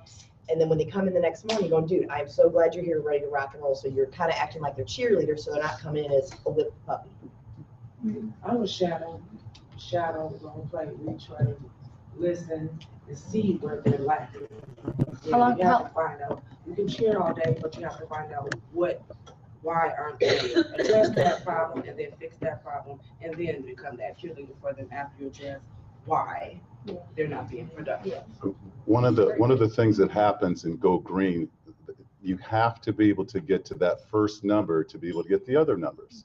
So if you can't get to those 17 dials an hour, if you look at the number, it's always below that. The people who are above that usually have more than 3 contacts. They'll have 4 or 5 contacts, and they'll have 1 or 2 appointments, because you have to get that first number before any of those other numbers matter. So that's where you start. They're not dialing enough. So you have to dial. This job is a phone position, customer care phone. You have to dial. If a person is, well, I'm kind of slow at it, well, you got to get faster at it. You got to get better. You know? You have to get better. I think working with Joni a lot in stores, one of the things that she'll always have us do when we're there, and I think as managers, we need to remember that it's important for us to do as well. Can't tell you how many times she says, you need to get over there with Nicole. She's not got any appointments. Make some calls with her. You make a call, I make a call. Make sure your folks see you on the phone as well, because it can be really a mentally taxing job when things aren't going well. So you make a call, I make a call. You get an appointment, it's their appointment. Get their head back on straight, kind of like what you were talking about, and get them back on track, because we should be the best appointment setters in the room. What happens if like they have a lot of appointments, but they have like 60 calls or so let's break that down. They have a lot of appointments, okay, plus 6. Okay, so now you have to go back, and have you ever heard of reverse engineering?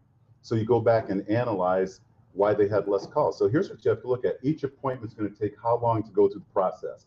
Each appointment. 5 minutes, 10 minutes, 15 minutes. It can take up to 15 minutes in some systems. You have to set the appointment. You have to set the follow-up. You have to put it on the board. You know, you have to put it in your personal log. You know, and then the individual conversation. So it could take up to 15 minutes. So if you have 6 appointments, let's just use the minimum. That's 10 minutes. You know, that's an hour. Remember, we're always talking about, I mean, we manage in the BDC, good job. We manage in the BDC that Go Green board. We're watching everything every hour so that we can make a change. We can change their world in a couple of hours, in less than 2 hours. But we also have to remember, when we look at minimum standards at the end of the month, we're looking at averages. So if we're managing by the hour every day, we never let up on watching each hour. The averages are going to be there, because you're going to have that day that somebody said, where was it this last week? They're not here. In McGrath City Hyundai, and I had a rep set 17 appointments and got 7 referrals. Well, her calls, she didn't hit 100 calls, but she got those results. So tomorrow, it's because it's a numbers game. There's a good chance she may make 120 calls and only get 5 appointments, but that average then starts to be there. The calls average out at the end of the month. So if we watch it every hour, we'll know that our end of the month averages will be what they're supposed to.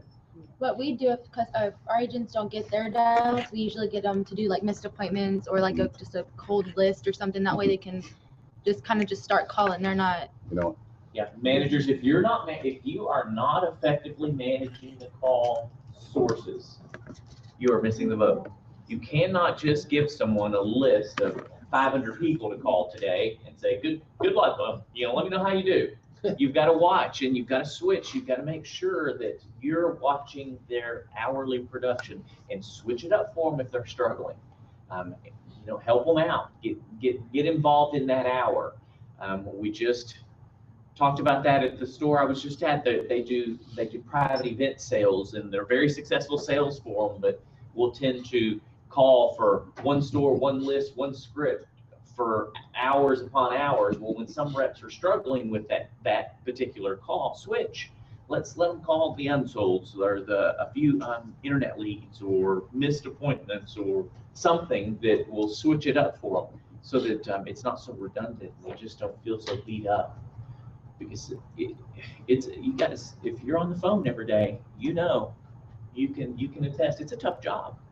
You deal with a lot of rejection. So we want to make sure we're switching it up, saying that same thing over and over, and getting your teeth kicked in is not fun. So switch it up a little bit. Who's my spokesperson from this group?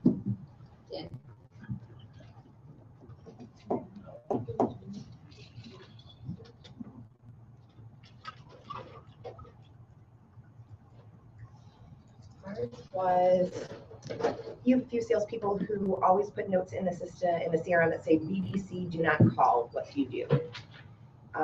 We've had it happen at our dealership before. Normally it's salesmen that have been around for a while, kind of have that, their mind, kind of a prima donna type situation. And what we've done is we've gone and talked to the sales manager first, without the salespeople, just so we were on the same page. Hey, man, we're here to support you. We do the warm and fuzzies first. We're here to support you. We're here to make you better, and we only want, that kind of stuff. Then we go in and we do a meeting with the sales manager and the salespeople. That way the manager isn't behind us going, yeah, don't listen to them. They're on the same page with us. And then again, just to remind the salespeople, guys, you guys are busy. We know you're out on the lot. You're showing cars, doing trade appraisals, vehicle locates and stuff like that. Let us help you. We're here to help you. We're here to get the business here. Let us be your support team type situation. If it would continue, that's the situation you're talking about. He's going around the system. He's not putting his notes in. He's not putting whatever in there. And then it's because you don't get the appointments. But we always try to do that soft sell here. We're here to support you first. Good, thank you. Joni, did you touch on the veteran sales staff? No. Because I heard when you were talking, you were mentioning it's usually the veteran sales staff. It's those guys that have been here forever. So how do you handle those guys that have been here forever and I follow up with my customers. I take care of business. I don't need you guys. Don't call my customers. BDC do not call. Or you call that customer and they say, oh, Craig told me you'd be calling. But don't worry. He told me just if I need anything, call him. How do you work through those things? Because those issues are out there. How many of you have sold cars? How many of you sold quite a few cars for a while? Did you ever think about hiring your own phone person, someone to help you with doing all those things you wanted that assistant? But then you sat there and you did the dollars and cents and you thought, geez, I don't really want to, I see the value, I want it, but I don't want to pay for it. So how do I take this salesperson that's being my problem, says, don't call my customers, I got this. This is why I've been selling cars for 20 years. With the BDC, take that salesperson, meet with them and say, guess what, good news. You remember that a few months back or a few years back, you thought about hiring someone? I will give you the opportunity to have Nicole 1 hour for you to sit with, and I will give you your assistant 1 hour a day. But now make sure that Nicole, it's making phone calls and doing productive things, but now you have your assistant. It's owner follow-up, prospecting, it's doing all of those things. Now that old hat in the dealership who doesn't believe in all this new stuff gets to listen to what you really say to the customers. I tell you, they do it just a couple of times, and they understand. Well, hold on, this is not so bad. They really are. They're handling the customers better than probably I would, and all those things start to go away. So instead of getting angry, disciplinary action, yelling, screaming, adopt them into the team. Come on in. We're gonna work on this together. Here's your assistant. Now let's work together. Our situation, my dealership is actually the newer, younger people that are in, the veterans have seen the value of the BDC and they have that huge owner base and they can't call. So they see the value in the BDC and doing the follow-up form. It's like the new guys are required to put so many people when they first start in the system, their referrals, their family members, and then they always put the note in, no BDC call. Same, I would say, sit down with them and let them make calls. You gotta make calls together. After they hear you make a couple of phone calls and hear how you're handling the customers, it all starts to go away. So remember, we tend to drive a wedge in the dealership world between departments. Don't do it. we're all one big team. We're all here for the greater good. We want to sell more cars. We want to grow the business.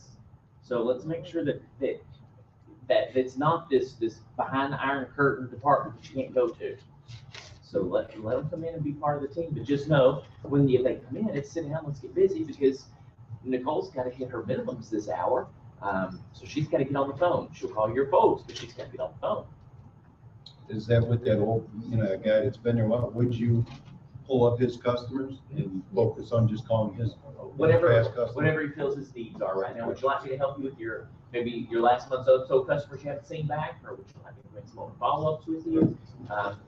Whatever you would have hired, you would have had an assistant do for you. But we're going to follow scripts, ask for referrals, prospect household. If their current sales needs are taken care of, we're going to talk to them about service. We're going to do the BDC process. Okay, this group, who's our spokesperson?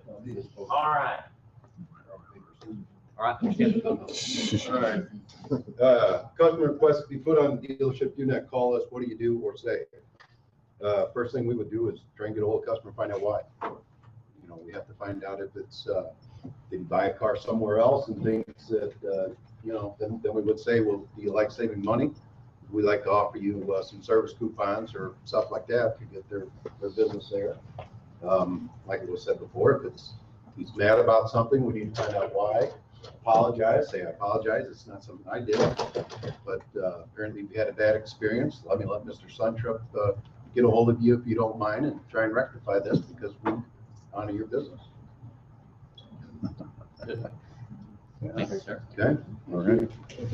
Anybody else do anything different? How many times a day, if you are on the phone, a phone person in the room, how many times a day are you hearing someone ask to be put on the do not call list? Yeah, once or twice. There's something there. So we have to do the things that Joni talked about earlier, what you just said. We got to draw the problem out of the customer. Where'd that word track come from? Was that from the book?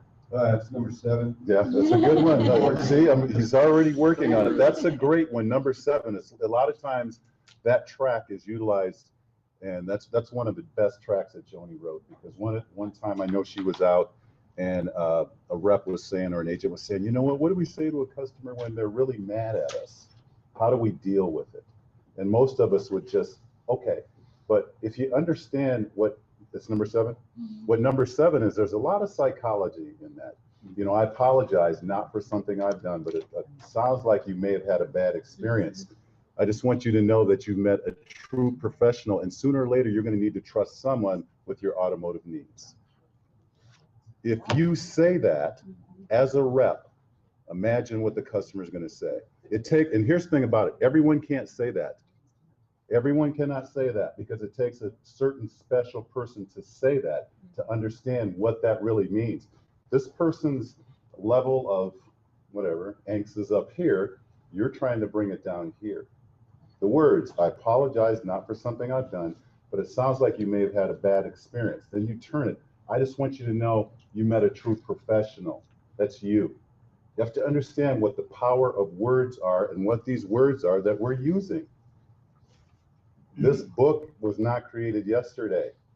It took her 30 years to put this together. I mean, it's been a combination of well, wait a minute. She started writing it on big cheap paper in elementary. She's only 35, sorry. Yeah. But it's taken a long time to perfect all this. That's why when we say managers, you need to be familiar. See, when I heard that, I knew where it came from, because I'm familiar with that verbiage, and I know how powerful it is. That was a good one. Do we have another president over there? I do. Are you going to be the joke? No, she's going to do it. I haven't paid attention.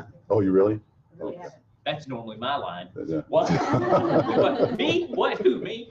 All right. Okay. So, All right. Colin and I we're gonna go back in the room. Just tell me again what your issue was, so I can remember who had what. Just which one did you have? The salesman's changed, canceled, or rescheduled the appointment because on his day off. Okay.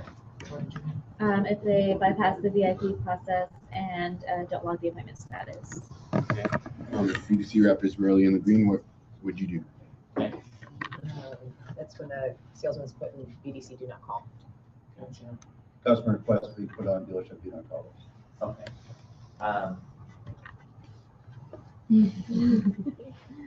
Because you guys went very in depth of a 3069.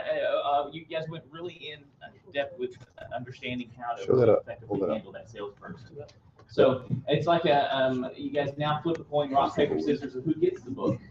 Flip all the pages, so you can put like money in. One thing I want to touch on real quick before I turn it over to Colin. We talked about the. Okay, is it breakdown? Get luggage. I have to Oh, do okay. a shuttle at 1 to 11:30.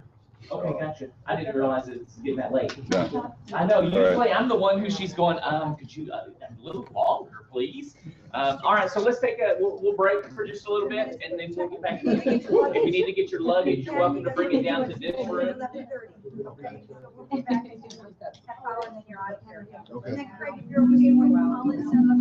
Yeah, I gotta set it up though. I gotta set it up.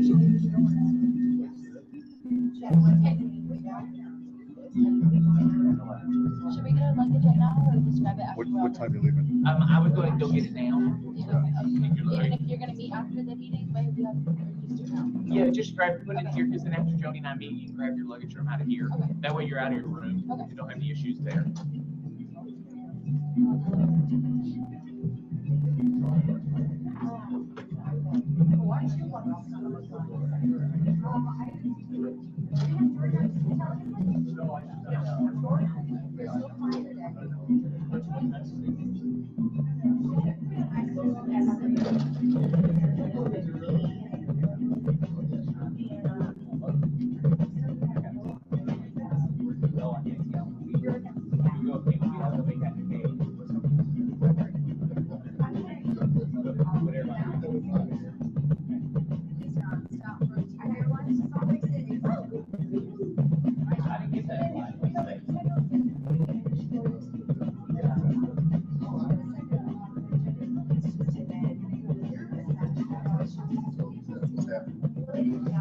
Yeah.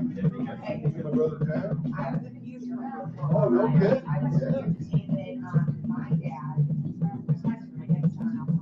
Oh, you're kidding me. I know John. Does he really? I think he went for something years ago.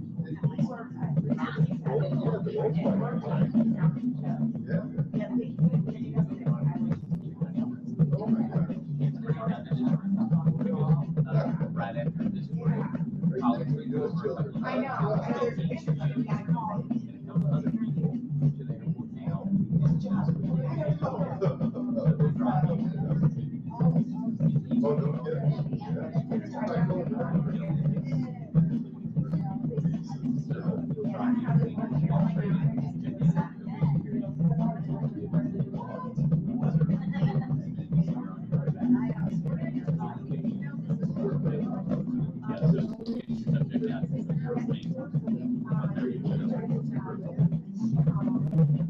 The news, you should not get the same type of treatment out in this direction.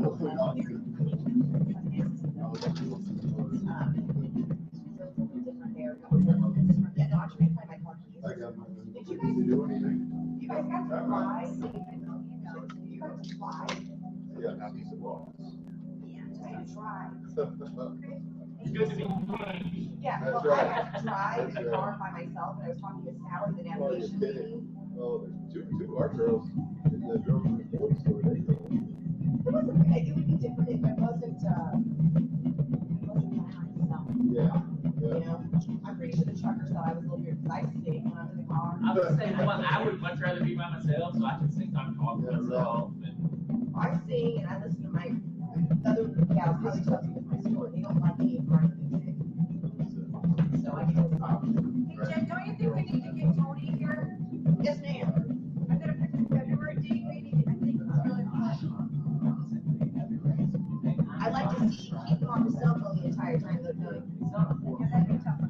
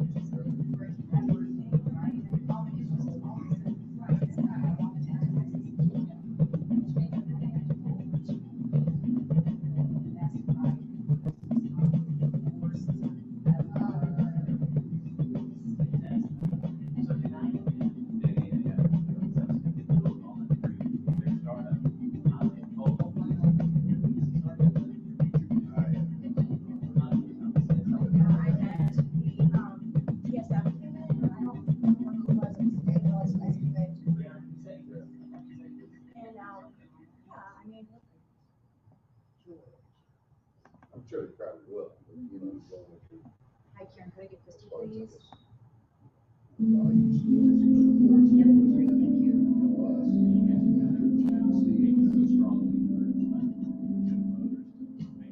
Yeah, that's true. Too. Yeah. Oh,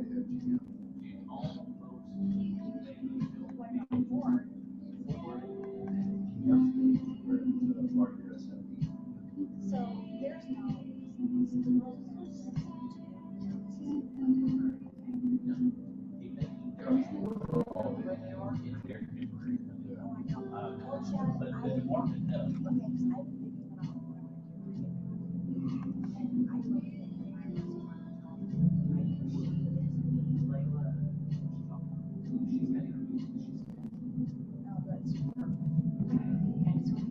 Okay, because I have an appointment set that was referral because my is I'm going to, yeah, I already talked about that. So, you know, you just. Tuesday,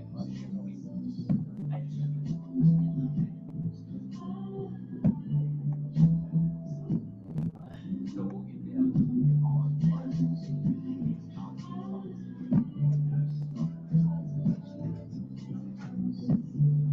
And then what do we do about sales? Not going about it, you know, I've had service. Service costs. I've got to see the schedule, how to pull the schedule. So we're gonna do that. So how's the, you got that list? Is it a big list? I'll email it off the list. When we start, I never start doing all of my meetings like that. So when I feel like I have a staff stabilizing and they start getting a decent knowledge of. So I never done that unless you start using, or because all these struggles that you're about these guys. Right. Doing it a little while. Right. So I'm not gonna make a little serious.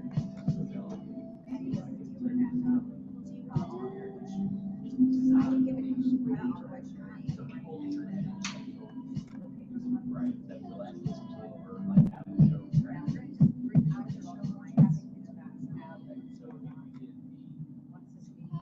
Policy. I'm on service. Close our that report. Manny just ordered towards Iceland, Illinois.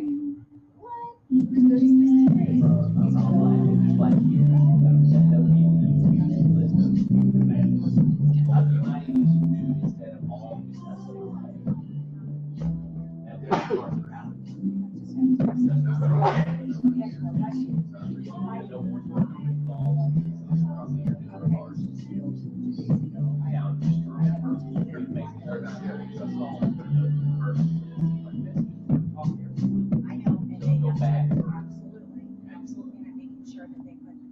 Schedule follow-ups and all that stuff. Yes. Those start maturing. Right. And as those start maturing, their work plans, you don't have to keep wrong spreadsheets. Right. They've got to follow with it. Just so I have it, so the next one, I know what to tell them, so I don't have to bother you. No, I don't know right now. Have you emailed January? Not yet? You're still putting that puzzle together. dates for sunset? Yeah, we'll put The first full week of January. January 5th, 6th, 3rd, and.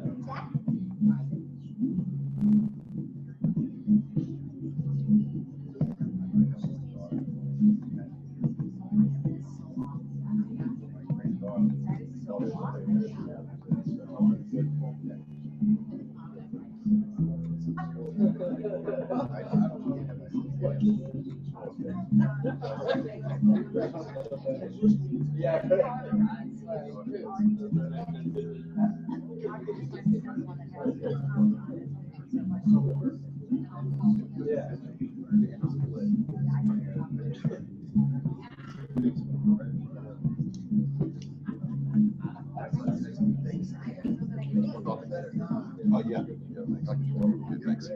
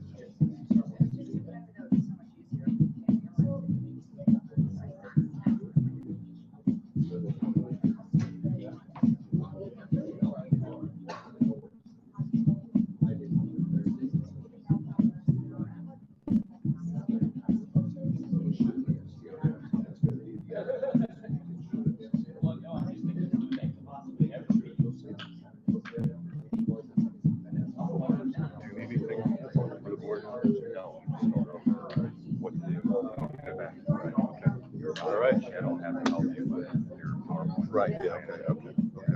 I've got it already worked out. Yeah, I do.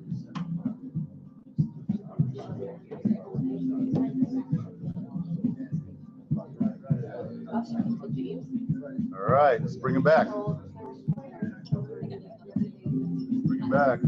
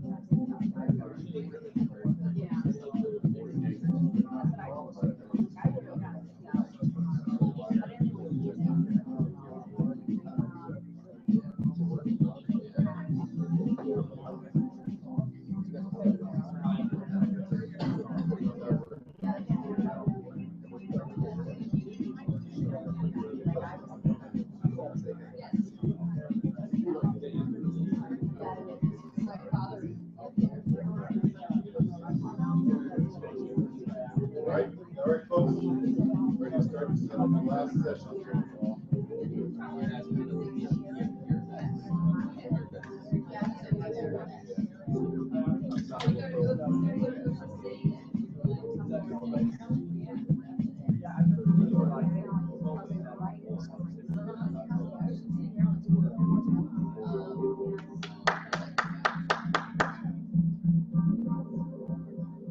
Everyone ready? That's television terms for wrap it up. This means stretch it out. This means it's done. All right, hold on here a second, Colin.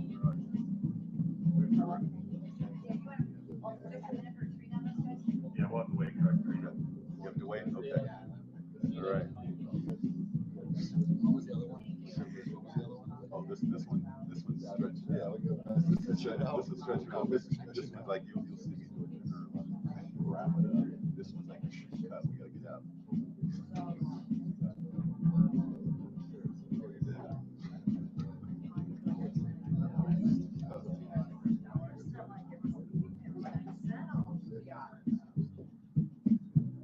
Everybody's cut.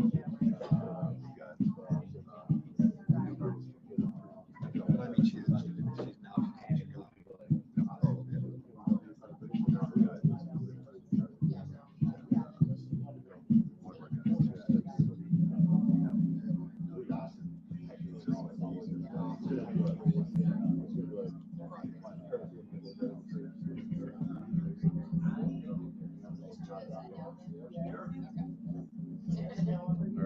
Where's our other girls?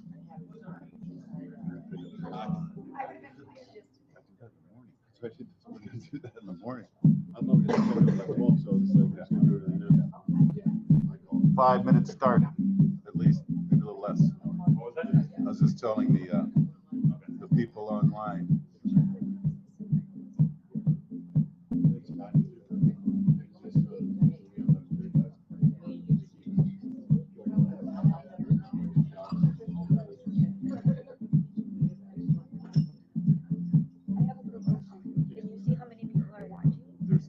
There's been up to 3 today, but there's not a total bunch of people. People are dropping off and on. But here's the thing about it, like you need it when we do these things. Like I said, we just started. You got to tell your people. So every time we do this, we let you know, and then your people, especially new people, so you're not first just feedback on it. We had like maybe 3 so much yesterday. When are you doing another one? We have another one in January. Where is it going to be here? Over here. Yeah. This is where we run our workshops here. Yeah. We have people that need to see these things. Where are you from? Oh, that's right. Okay. Yeah. You guys. I know they have a contract with you guys for this. Yeah, right. But not for us yet. We're waiting for you. I am. Yeah, I was talking to him about it. He doesn't get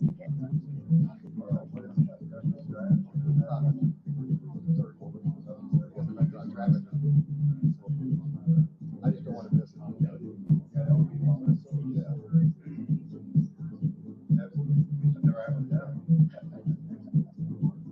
I mean, we would get the privilege, right? Yeah, I was gonna say that, yeah. We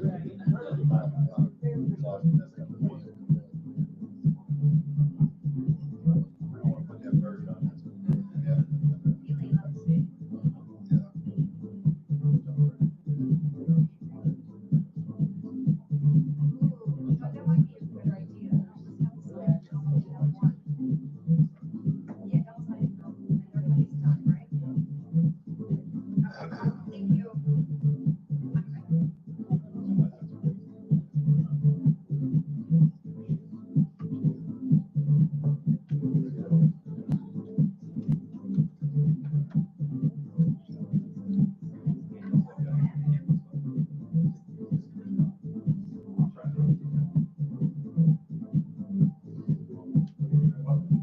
I guess we'll get started with Trina in the background, just coming around here.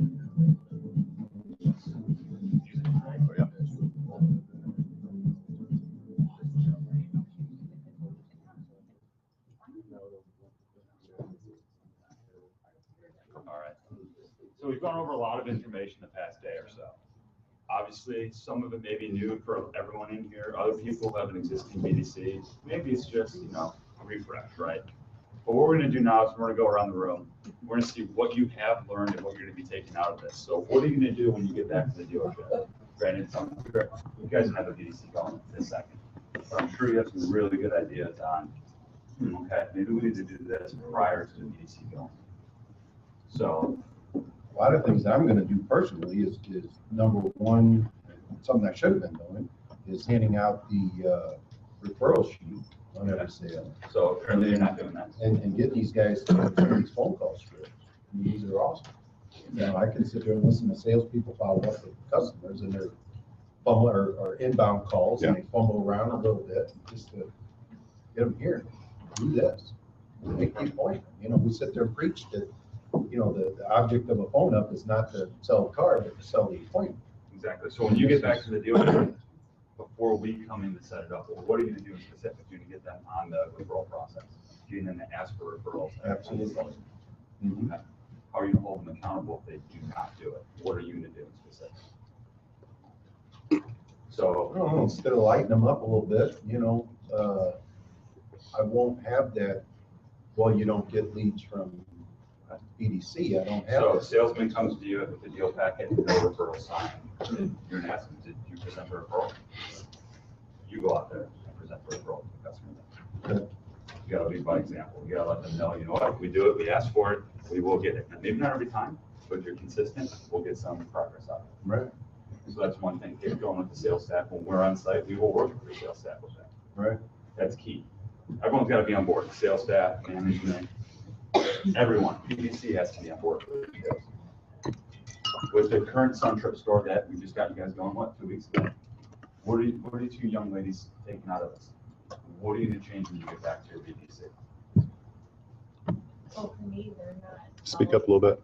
Speak up. For me, they're not following the scripts exactly. They're like picking pieces of it and kind of. They're leaving out household prospecting most likely. So I'm gonna be making sure that they go exactly in order and everything's being said. Same thing with your store? They're following the script. I need to spend more one-on-one time coaching Exactly. and being present. I mean, with us getting up and started, and it being a new department, I'm kind of doing everything and trying to get it up and running as well. So, yeah, I mean. So more communication with you and the reps. You're going to have interaction 24/7 when you're on staff with them. They need to know that if they have a tough question, they can handle a phone call. Right. Get our manager there. Exactly. Okay. Obviously, Danielle, you weren't there for the startup, so now you have some good ideas where you're going to go back and how you're going to approach the team. We're going to work with your staffing, but mainly you need to make sure they're on script, asking for referrals, household prospecting, using TOs. Yeah. If they're a difficult call, don't let them hang up without doing the TO. Okay. How about y'all over here, Jordan? You don't have a BDC yet, right? Yeah, we don't have BDC. Obviously, a lot of things will kind of come into place once we have one. But one of the more interesting things for me was just hearing all the complaints about salespeople and sales managers from all the BDC employees here. And so that just wasn't something that, not having a BDC, I had no idea really the kind of the dynamics of it. And so my biggest thing is when I go back, I think I'm just going to try to focus on kind of getting the sales guys excited about it. Hopefully, so when the BDC does come, instead of it being like a potential, there'll be a fluid process. Yeah, instead of being a potential problem where like there's this adjustment and they don't like it. Hopefully, we can get them really excited. So when they come on board, it's like they're pumped to have them, and it's just this really, really good thing going forward. Instead of like this two separate department, they feel like someone's like taking their sales or something. What do you think the major objection will be with your sales staff right now? Without even discussing with them in the BDC, what's the one thing you think that they're going to all mention? I think if I didn't explain it to them and they just heard about it, I think they would complain that they're not going to get like incoming sales calls and incoming leads anymore. I think the idea of that would really scare them. But something that was said earlier, I love the idea of like pitching it to them more as like, hey, this is like hiring you as a personal assistant. So I think the way I'm going to present it before it actually shows up, I think we'll get them really excited about that idea of like, hey, this isn't coming out of your paycheck. This isn't coming out of your commission. We're just we're going out, we're hiring all of these people, money that we used to spend maybe on like a TV commercial, we're giving you a personal assistant. And I think presented the right way, they'll be really excited. So when it does come, everyone's ready to roll. We'll get them all ready because when we do come on site, we're going to get rolling. We need to make sure everyone's on board. Definitely. Move on. What do we see? Obviously, you haven't had our scripts. No, I'm really excited about the scripts. We've had different scripts, and so now they're kind of ad-libbing and mixing them all together. And I think this, with the structure right away, before you guys come in, I think getting them on the scripts, and we don't have to do referrals, so that's gonna make, yeah. So what you got of this is stick to script, it's a process. Because when we don't do that, that's when we go off process and we're not successful. And development, the concept of development. That the purpose of BDC is for development. We're getting, buying the leads and using those, but we're not producing that into more than just that one prospect. Right. We're not just a business management center where we manage everything, the startup. Yeah. Okay, perfect. Well, I'm excited for your startup. It'll be interesting to see how that goes. Me too. Thank you. You're next. I'm next. And you have, how many stores do you have separate right now? BDCs? Separate with BDCs are 4. 4, okay. And you're all side of the BDCs, correct? Yep. Okay. We do have one store that we have a BDC manager on site, Okay. and it is our best performing store right now. So there is something to be said for that. Shows itself. So how are you going to overcome the obstacles you have right now? Because maybe upper management's not going to say we're not going to hire this many more managers. Right. So what are you going to do differently? Right. I think there's a lot of room for improvement for our current reps to be stronger on the phone. And I think this process allows them to see that. And I also was really encouraged to hear from you guys that, I mean, I get a lot of pushback even now from my staff that, well, that doesn't really sound like me. That's a little weird. And I was like, but hearing from you guys, this isn't you. Yeah, You are right. doing a job, and obviously you need to make a paycheck. Right. What you're Yeah. doing isn't working. Mhm. We can't continue to do what you're currently doing. So we need to implement something new. If you're not on board, then, you know, we can find somebody Yeah. else that will be on board. When people say, no, this doesn't sound like me. These are scripts, doesn't sound like me. Back to home, well, how often do they take the scripts home to work with them? Right. Because that notebook is the tool to be successful. The rep has to understand that. Everything in that book, you're gonna need to know. Learn it now. Yeah. So. One other thing, as a trainer, I always do this to people. Yeah. I'll say, ask me for a referral. And people are like stumbling, stammering. They sound really, really bad. I said, okay, now read the script. They're going through it. So they're fluid. I said, okay, remember the first person, how you sounded? Well, that's how you sound to a customer when you don't know what you're talking about. So you need to make sure they understand that. You have to communicate effectively. And when they're thinking about what they have to say, they don't have the knowledge. A person who just starts this, I couldn't see why they wouldn't follow this. What do they know? What do they have that could possibly convince a customer to come into a dealership without a plan or a method of doing it or a guideline? If they don't have it, then they're going to be in trouble. They have to follow the process. If they don't follow the process, they cannot be in our program. And that's what you say to them.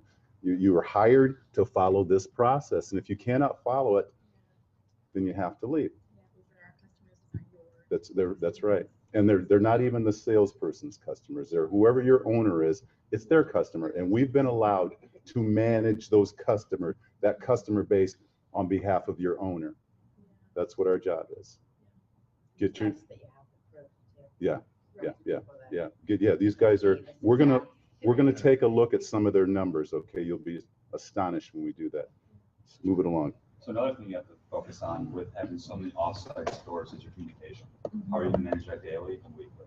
How are you going to host your management meetings? So WebEx is a great way to do it. Skype is one of those ways. Get them involved. You'll have more success with that. Okay. And you'll know when the appointment check. Yeah. So Nicole, we're moving on to you. You and I discussed a lot last night. But I'm just so happy to be back again because it really has opened my eyes and. Thank Colin, because he was really strong about getting in here. Yes, thank you, Colin. You need a vacation too. But it has opened my eyes for a lot of things. Definitely I'm really gonna whip them into shape once I get back. It's, we've really got to get more self-generated in there. She's given me some advice, how she plays some music in the morning to get them pumped right before phone calls. And so I'm gonna try that and see if, that'll work. It's just so much and referral sheets, I really just need to get to the management and say, this has got to be done. This has got to be done. We'll work on getting daily management meetings. Yes. You're in a little cubicle office right now with your remodel. Mhm. Once we get in the new office, things are really going to change. Yeah, and another thing is they stick to certain paraphrases, and I want them to go to some other paraphrases instead of using the same ones over and over again. I think that's important. We did that. That was a big thing that Karina had said for sure. Everyone's using the same 2, 3. It's like, come on, guys. Yes. Step it up. And they really do sound like robots. It's Yes. not fun and interesting. Yep. I'm doing that with a lot of my stores right now. We're going through new power phrases. When I first start people with training, I'm saying pick 5 to 7 power phrases, get comfortable with those and use those, but progress on, get more ammunition. Yep. So that's the key. We're gonna work on that as well. Yep. Okay. Excellent. Thanks. Move it on along. We don't have too much time. The referral aspect, as far as just prospecting our sold customers, I actually texted my general manager this morning, and we really need to do this. Okay. I'm excited to take that You back to saw him. a copy of the 1, 2, 3. I have yet to find it in here, but you told me it's here. I believe it's here. I will get it. The scripts, I'm excited to have the book. I plan on going home this weekend, and I'm gonna make sure that I'm ready to rock and roll on Monday with my guys. I wanna make sure that they're following the scripts. The other thing that I liked about the meeting with the managers with appointments, right now we have our VIP boards, they pull up the appointment board within Dealer Peak and they're writing it up there. They take a picture of it, send it to us every day that it's up and written. That's all we do. But we have, like, we use Extreme for service and stuff like that. What is that? This appointment is Extreme, this is appointment, this, so they know what's coming in, so they know how to greet the customer. The other thing that I really totally dug on was the fact that the role playing every once in a while with the guys, as far as the objections. Here's your objection, how do you overcome that? Stuff that I do in my head, well, if I had that customer or they have that customer, because right now we're not doing a lot of TOs, we're not fully integrated So as far if as you yet. have an appointment or someone interested, or if it's a difficult call, basically they end the call right there. Right now we are, but again, Harold's coming in next week. That's when our full training is going on. But I'll listen to my guys' phone calls, and the way they're set up, I'm in the background going, say this, say this, say this. Right now, that's that my guys, they turn and like look at me as soon as I start talking. Okay. Well, what do you think about this? And we're going back and forth. So I'm always thinking about the calls that they're doing. How would I have said that if I was on the phone with the customer? Have they heard you on the phone? Yes, they have. Okay. Yes, How they have. active are you with the phones? I'm on the phones every day. Okay. I'm on the phones every day. If we get to a point where we have a certain amount of calls that need to get done, we have a call campaign that has to go, I'm on the phone with my guys. I'm not going to ask them to sign up phone calls if I'm not doing them too. Good manager right there. So, plus I like being on the phones. Be careful, you can't steal if you're always on the phone. Right. Well, but we're going to have more people, Joni, because that excellent merging and everything, we're going to have lots more people. So that's one thing you gotta watch out. Yeah, I want to manage again the phones, because they have to be active, knowing what's going on in the room. Right. Obviously. Moving on to you, Mr. Universe. Oh, that's a good one. Mr. Universe, that's your new name. That's your new name. I know you're gonna be taking a lot out of this. Yeah, definitely. Well, first of all, I want to thank everybody for being here. It was a pleasure meeting everybody here. And I think that I learned a lot, and I'm glad that I want to thank Joni for the invite and Chad for the effort to get me here. Yeah. Okay. You did something right. Yeah. You did something right. You did something right. He doesn't even know what's going on. I did something right. Yeah. You did something right. That's a good one. But yeah, I mean, I'm definitely gonna take everything from here and apply, for my reps. I think that one of the things that we have to do is we have to create an eager want for them to want to do something and explain to them exactly what they're doing, why they're doing it. Not just say, hey, do this, and just do your work. We gotta have them give them the chance to believe in what they're doing. So when they make calls, okay, they do them, not just do a job. Exactly. They're really giving it, emotion there to make it feel really, really real. So definitely that's going to be part of it. And I mean, I learned from everybody, everybody's points of view. So I'm definitely going to apply that and try to get, this BDC going and, make it the best. Right. That's the best part about these gatherings. Yeah. You're meeting with other managers, maybe people who haven't started a BDC yet. And you're getting their feedback. Yeah. And then you're comparing it to what you're dealing with back in the dealership. So hopefully you will be taking a lot out. Oh yeah, for sure. How are referrals in that with your store right now? That's one of the things that we're really going to work on and make sure that everybody's asking for referrals. At the beginning they were doing it and they were doing pretty good, but they kind of started, started to get a little bit slow. So we're gonna take it back again and get it going again. So glad to hear that. Thank you. And also at these schools, us as trainers, we feel like we do everything the right way. Well, I take a lot out of these schools too. Feedback from everyone in here gives me a better idea of what I need to change next time I'm on site. So you're not the only one learning. You should get that. I think something that I'm going to take back to my store definitely is just all the knowledge that I learned here as far as like with how important referrals are. Referrals are like so important, and like I'm not putting as much emphasis as I should on referrals. I'm putting more emphasis on appointments, on setting appointments, on calls, but referrals I'm just like, oh, okay, zero, Not just asking once, yes. Yeah, and they're not asking twice, and that's one thing that definitely needs to change. And that I'm gonna definitely be a stickler on those referrals, not just getting one, but getting 2 or 3, in one day. How do they sound with asking for referrals? Do they sound like they're scripted, like they're a robot reading? Yeah. How long have they been? They've probably been doing it for about 2 months, same time as me. They should have Yeah. memorized to that point. Well, they have it memorized. It's memorized, but I think that they're just, after they ask that one time, they're just like, They give up. yeah, they give Second up. time. You gotta Yeah. do One the thing I second time. tend to do, veteran reps, if I see them looking at a script and they're asking for a referral and they sound like a robot, next time they go to a referral, it sounds bad, but I'll put my hand over the referral sheet. They'll look at me and I said, that's your referral. When it comes off the memory, it sounds so much smoother. Yeah. It's actually more effective in my opinion, doing it that way, once you learn the script. Yeah. Well, how about you? Well, first off, I'd like to thank you guys for inviting me here. Learned a lot. I'm gonna take back from here, coming from Canada, I was kind of like nervous, like, only Canadian here. Chad was telling me I had some problems getting across from the border. Yeah. You're not the only one. It took me about an hour, but I finally I'm very came. concerned about Mo. Yeah. Because we were on the same flight. I made it through security like that, and then I couldn't find Mo on the other side. So I called his manager, and I think Mo's been detained. Sure enough, yeah, Joni's not allowed in Canada anymore. I got kicked out of Canada. See, I thought you guys were nice. Very nice, but try our best. But anyways, I've learned a lot. When I heard she had 57, I think, that just motivated me I want to get to that 60 apparently. Taking back, we're going to work on referrals. We've been struggling with that second part. But then I always tell them, I always show the color green. I'm like, green is money, right? So you want to make more money, get that referral. You can potentially get another appointment that day, right? And the other day, Eric was going at it. One of our reps is going at it with Chad. And I always show him the front page right here. Don't try to change what's proven successful. I always tell him that and she was explaining to me the other day, it's a straight line. Don't go off the line, right? It's more So, difficult. exactly. But things we're going to work on is having a set agenda per week or day. We don't really have that yet. And we get a lot of referral sheets from the dealerships, which is always good, but that referral piece, we're going to improve on that for sure. And you're going to work with your sales staff to get them on board with the referral Exactly, process as well. Yeah. Oh, we get a lot of sheets from our dealerships every single day, but Excellent. it's more just the reps struggling with the referral process. But script wise, you're doing great. Just that referral piece. I feel very confident with Tony being involved with this and heading it. The other thing I think is important, if we follow it, it'll work. If we don't, it won't. It's kind of like if wishing you were going to lose weight but not dieting or working out. It's going to work if we diet and work out.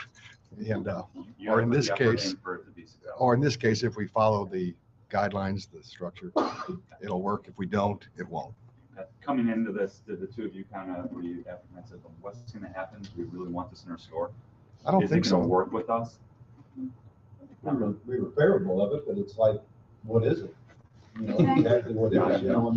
I know what BDC is, that, we've thrown people in a dark room and said, call people, and, you get an hour, and now it's your turn in the BDC, and you guys go up there for an hour. And so you've got an understanding now of what. No, but it's with anything. Anytime you got structure and it's proven successful, why try and recreate the wheel? Here it is. Follow it and go. One of the things you said, try to find out what a BDC is. Now you know the difference between a BDC and an owner connect BDC. Right. Because what we do is true BDCs, turnkey, top to bottom. Sales, service, parts, body, CSI, the whole thing. And we develop business. Yep. That's what it's about. Competition does not ask for referrals. That's right. The people on the phones at BDC reps, you build a rapport with the customer for 5 minutes on the phone. You ask for a referral, they give you a referral. That's what sales doesn't understand. They're like, well, they're not asking for referrals. Yes. All my stores know that those ladies ask for referrals. You need to do it too. So we'll work with your sales staff on that, definitely. I am so excited to be a BDC manager. I start in January and I cannot wait. And before we even go any further, Joni, why don't you kind of tell the evolution of this young lady, because she's going to be a superstar. Well. I think it's important I think it's important. You were a BDC rep for a year, weren't you, before I met you? Yes. Okay. And I don't remember exactly, but I would say probably selling, I guess, what, 10 a month, maybe? 8, 10, something like that. But again, a store with no scripts, no direction, no leadership, no prospecting, nothing. And really took change, wow, which is frightening for a lot of people. But embraced it. And we were laughing because one of the best things that happened the first time I met them and their faces, because I'm like, well, here's what we're gonna do. You don't get paid for shows, you don't get paid for this. They're like, what? And I go, but you can make so much money with referrals. And they just had a rodeo in town. So we had all these cards, you know, people go to big games and things, and they drink too much beer and they're filling out cards to win things. So we called all these people and we knocked it out of the park. I think that changed everything. It really opened your eyes. What's the most appointments you set one day? I remember. 27. 27 in one day. I stayed there though. I stayed there from 9 in the morning to about 8 at night. I made 27 appointments. That's because her GM came in and she was already on fire. It's like mid-afternoon on whatever. And he said, you do 24 or something, I'll give you $100 cash. And I called him, I said, I got 27. And that next day he was in there. 27. So it changed your life, which is a great segue to the young lady next to you. Yes. So obviously being the manager, what's the one thing that you know is extremely important for your success? We kind of have a tough manager over there at Dodge. So my thing is getting him on board and then asking for work numbers. We don't do that as much as we should, and household prospecting. Everything else we're pretty good for, you know, good. Those are just the things we lack. So, thank you. I personally myself, I really want to learn the script book in and out. I feel like since I've been calling for a while, I kind of know what I'm talking about, so I kind of veer off and say what I think is right. What you think is right or what she thinks is right? What I think is right. So I really want to go straight by this, learn it in and out, work on my power phrases, and just be that much better. So it's more important to do what she thinks right? Yes. Makes a lot of sense, really. It does. That's what we're here about. We're here about this particular program. This program works. So when you get people circumventing this program, productivity goes down. Even though these young ladies do well, imagine if you knew all those power phrases. You did 50, you'd probably do 70, you know? You'd probably do 70. How many people can work 30 hours a week and make $50,000, $60,000 like these young ladies are doing, right? Change their whole life. So the reason I'm saying this, because I want people who watch this video and people that I'm going to be interviewing the next few days to take a look at these young ladies. Say, well, I need $12. No, you need to understand that if you want to make a lot of money, you're going to have to do it on your own. You have to do it. Yes. And people don't say, oh, Trina, I like you. I like your glasses. I'm going to come in. You ever had a customer say that to you? No. No, you have to work for it. You have to work for it. Let's move right along. We're almost done with the list. Well, I learned that in order to have, I guess, a really good, successful BDC, you need everybody to be in the same boat. Okay. From your sales manager to your GM to the owner, which is an issue that we have. We don't have a BDC yet. It's just Austin and I. So I think that's going to be a challenge that I am willing to take to hopefully get everybody in the same boat and make it as successful as these girls. Excellent. So effective communication through all realms of the dealership. Right. It's huge.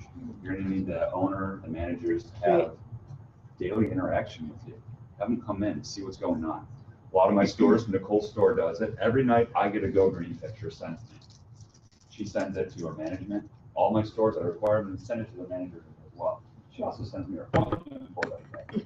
So I know who showed, who didn't. Even though we have Dropbox, I can look at those reports. I love how you do it every day for me. Thank you. All my other accounts, do it every day. If you're Craig's account, Chad's, Joni's, send us to Go Green pictures every day. Send them to your management, okay? Management should be asking for those as well. Again, interaction with the team. I really like the emphasis we put on the phone ups. Our servers still being paged into space. I like the role playing we did, and kind of really honing in on how we're in control and not asking a lot of yes and no questions, and getting all the specifics out and kind of making sure we're always in control of where that conversation is going. It goes back to power phrases. Utilize power phrases. It will keep control in your hands. Don't immediately answer the question. Go around it. Ask again. Give a roundabout answer. Another question. Business tactic or tactic. Everyone uses it at some point in time. Excellent. Well, I'm very excited to see how you guys develop over the next several months. Definitely the work number. We definitely kind of, girls will get on there and, okay, get one number. Won't even ask, for a backup number at all. One number is good with them? One number is good with them. Email address, they don't even ask for that. And definitely a referral sheet. I haven't seen a referral sheet in my BDC. I couldn't tell you what. Yeah, demand it. Yeah.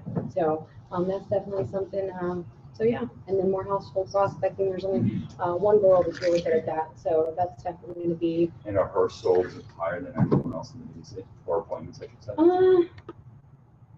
not really. Not really, okay. No, We'll get everyone on household prospecting. definitely. Get their work, cell, home, phone number. I even tell my reps, have them spell the email address.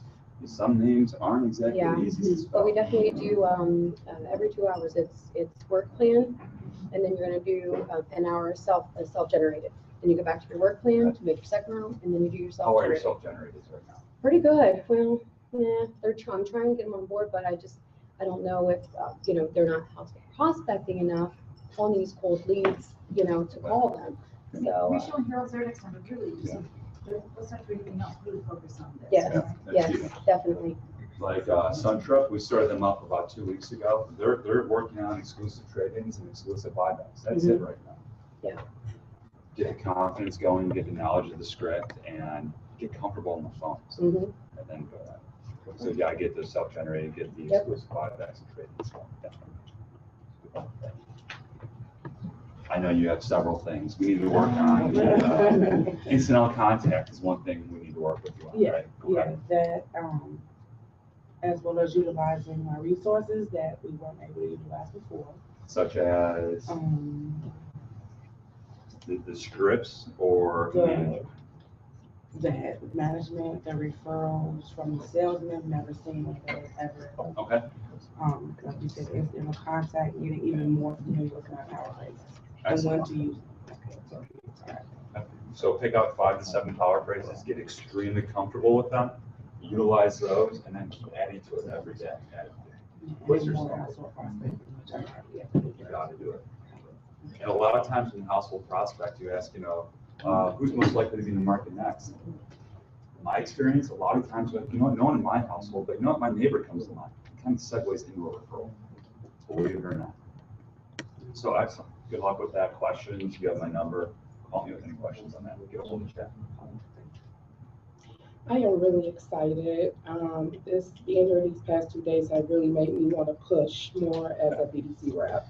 It's also showed me areas that I'm lacking in as a BDC rep. So I'm really excited to go back and utilize the tools that I've always had, and I really want to become more familiar with the power phrases and use more than what I've been using. First steps, acknowledging what you need to improve upon. As everyone knows, everyone's got a little hiccup going on in the BDC, but we adjust it. Nothing's ever perfect, but we work with it. So work with the power phrases, work with script work together as a team. The team's a huge part of this. Well, my dealership right now doesn't have a BDC department. I know they're taking into high consideration, getting the BDC department. I personally started off in the car industry from BDC, then went up to sales. So, being here, I've refreshing my memory on a lot of stuff that I was taught 9 years ago, except what I've noticed is it's been corrected. I was sort of taught these things, but the wrong way. So I'm seeing that this is, the better way, more or less easier way.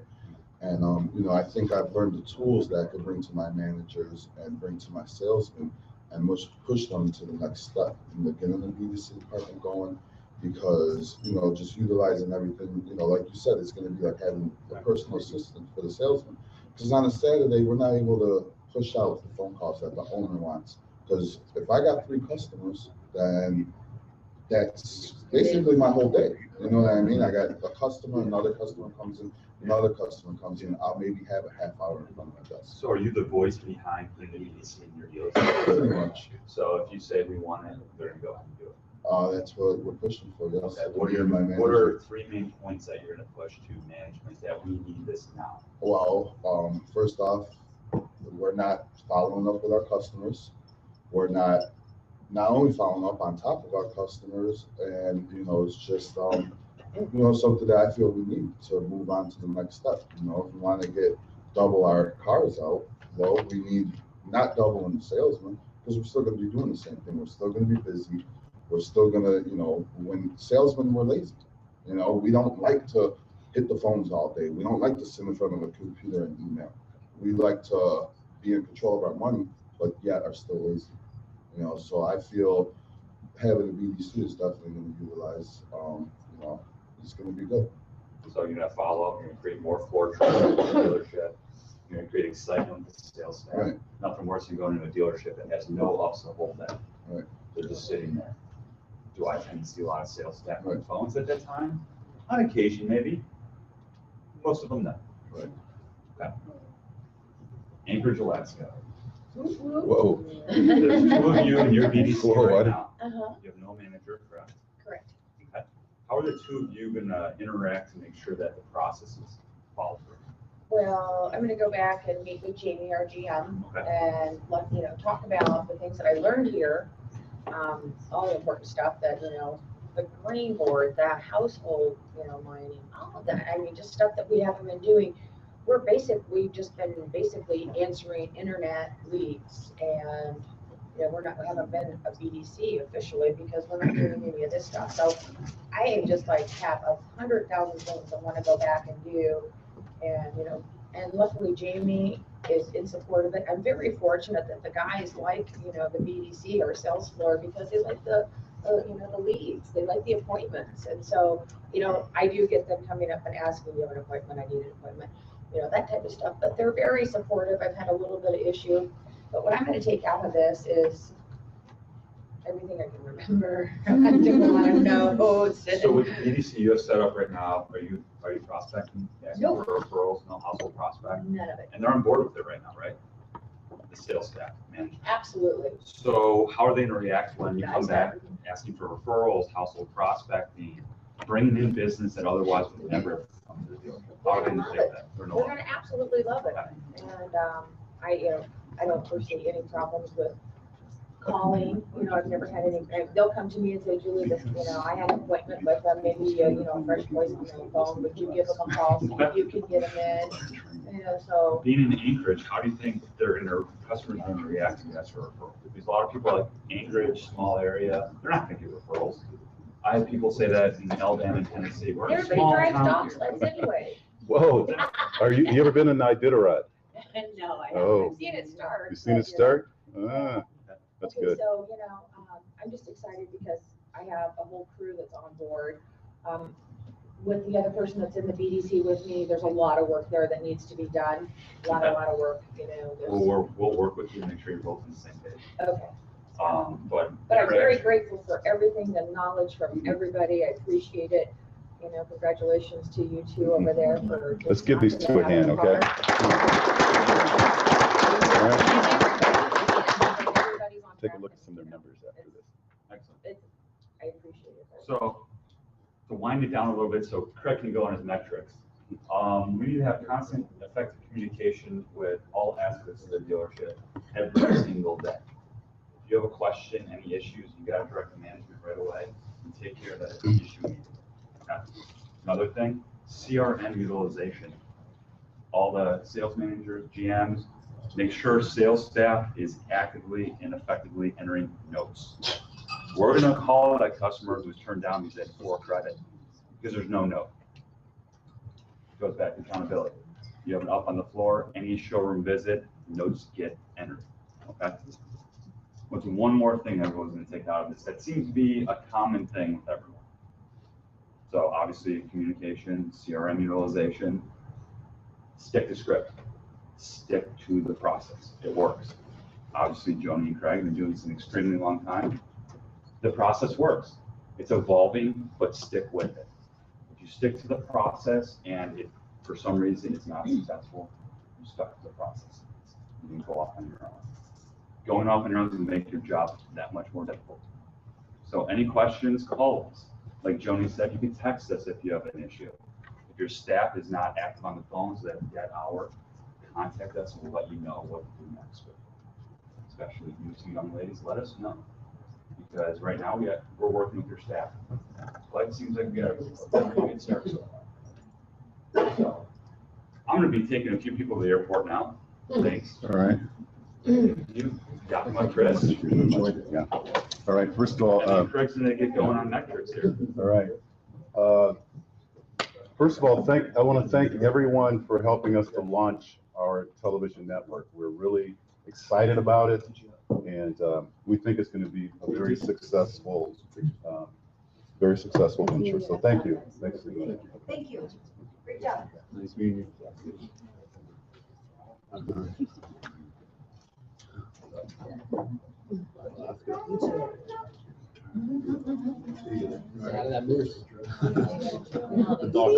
Yes, I am. Nice to meet everybody. Take care. Okay. Nice to meet All right. everybody. All right. Chad, you can run this for me.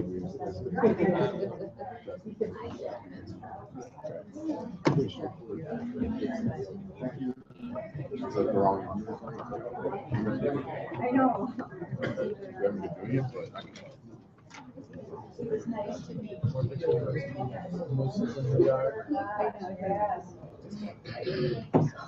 Before we go, I'm going to ask everyone if they would do a brief, hey, my name is Craig Davis, I'm from ABC Ford, and I watch Owner Connect TV. If each one of you would do that for me, I'd appreciate it. So if you have to write something down, please do it.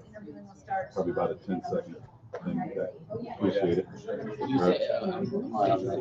Whatever you want to say. Hey, I'm Pedro, I'm with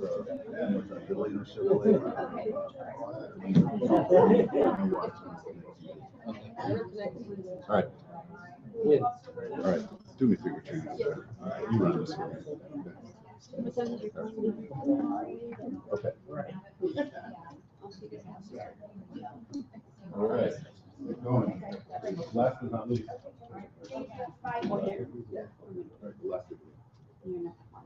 Okay. All right.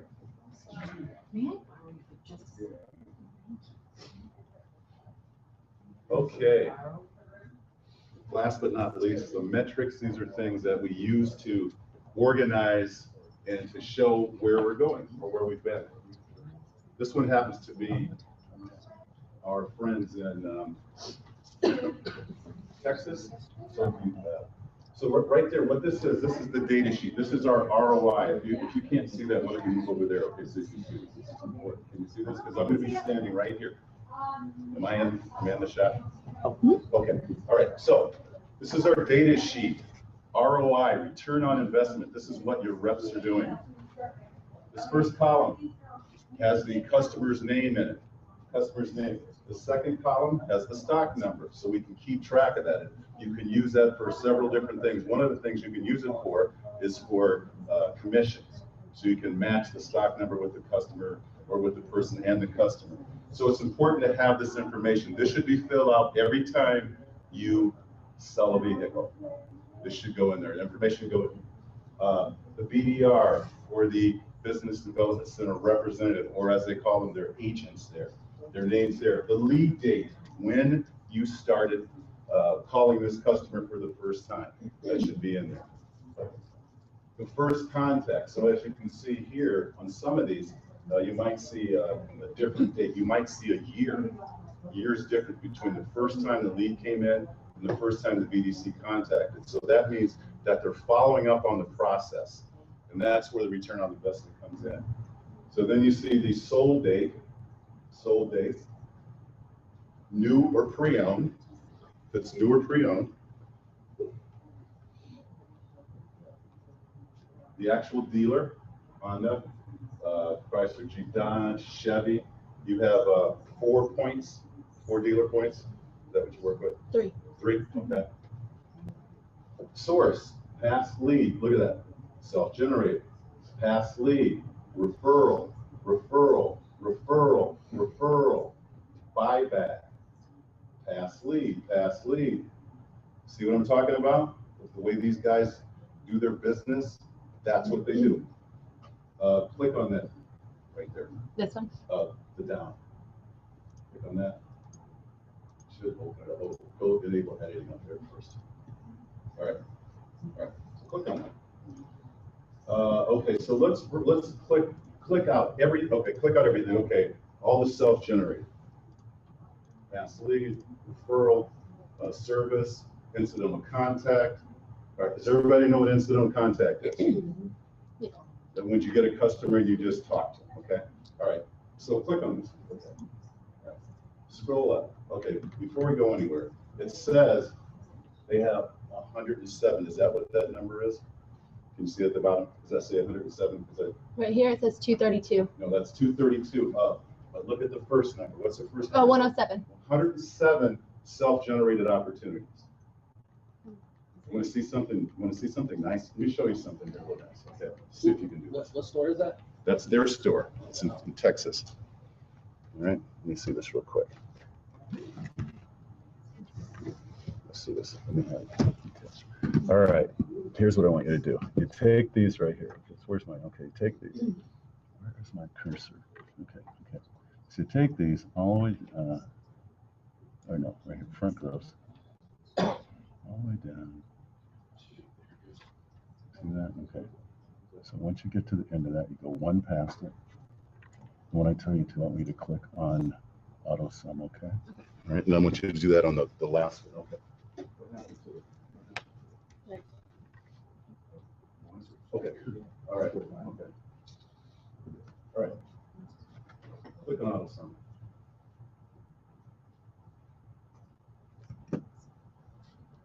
All right, go back to the bottom.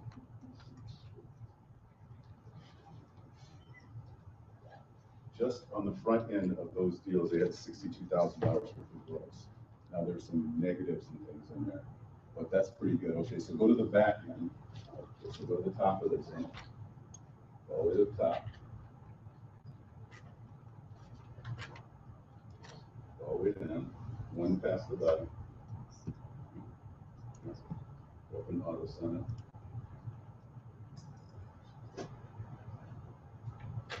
$160,000 plus $62,000 is how much?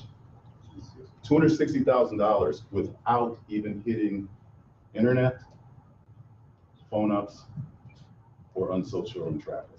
Can I ask you a question? Yes. I don't get any of those numbers. Well, we I mean, we talked about it earlier, but we have to get those numbers because if you go back to your owner and said, look, at this month we generated $262,000 for you. Right. What are they going to think? That's return on investment. Is this BDC costing them anything? Yeah. No. Since we started there, they've never paid a penny for this BDC. Nothing. That is how it works. Scroll up all the way, and then the sales price. Okay. Just a quick question. Yes. How many cars do you guys sell like a month? Like how big is the store? Like not just BDC. So the stuff, whole like group, about 1, 2, 3, about 450? 450. With all three stores, right? Because these are for all. This number represents all 3 stores. Oh, right? yeah, 100. sure. Oh, I thought it represented one store. Yeah, we did together. No. Oh. No, so I'm just kidding. Yeah, I'm did just not trying know to that. like Okay. what Look, they had 232 sales Right. altogether. No, that's all their stores. When That's you right. look at most BDCs, it's Yeah. probably like half. Yeah. Half of what you sell. Sure, yeah, just Yeah. get like Yeah. a barometer. Right. Right on. Okay. So those are good numbers. Go to the this last tab right here, profit analysis. Okay. So then it breaks all that down. Breaks it all down. So they had a profit altogether of everything after they've taken out their rate and their commissions minus the total gross becomes out of 637. It cost them probably about $20,000 to run their BBC. So they generated $616,000 in 1 month. In 1 month. It's pretty good. Pretty doggone good. All right, let's see if we can have you run through this. This is in something called Dropbox. This is how we communicate. It's a cloud-based program that has all of the reports in there. So when Chad says we look for a certain, or Colin says we look for certain information numbers, you don't send it to us. You just go to your cloud and you just go to Dropbox and put the information in the system. It automatically pops up. There's a little icon right down here. Every time you make a change, we see it. So if we're doing something, we just click on it, the information comes up. Okay? All right. All right, close that down. Red box up here. Yes, sir. Red box up X out of it. here. Yep. See if you can go to there, see if I'm still on. All right.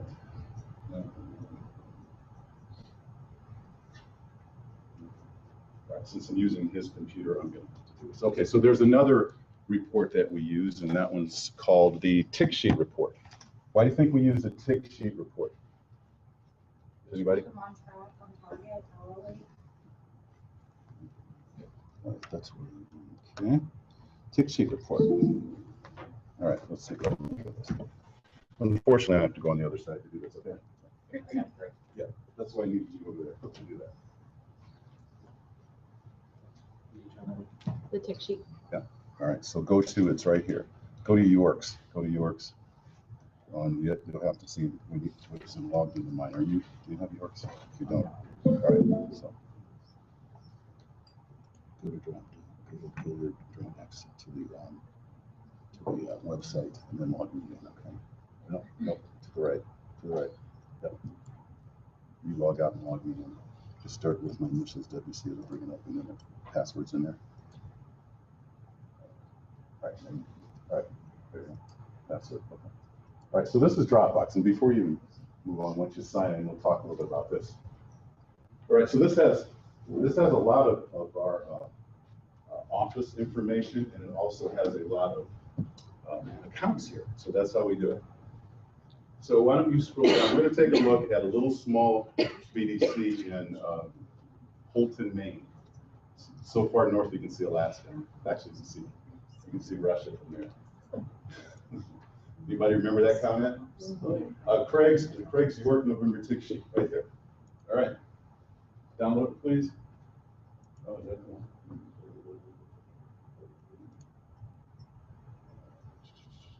Okay. All right. Go to the first tab. First tab. No, not that. First tab. There you go. Okay. So these tabs, you have your tick sheet. Everybody, what page is it on? Someone find it real quick to find out where the tick sheet is. And it should, okay, so enable editing their chat real quick, would you?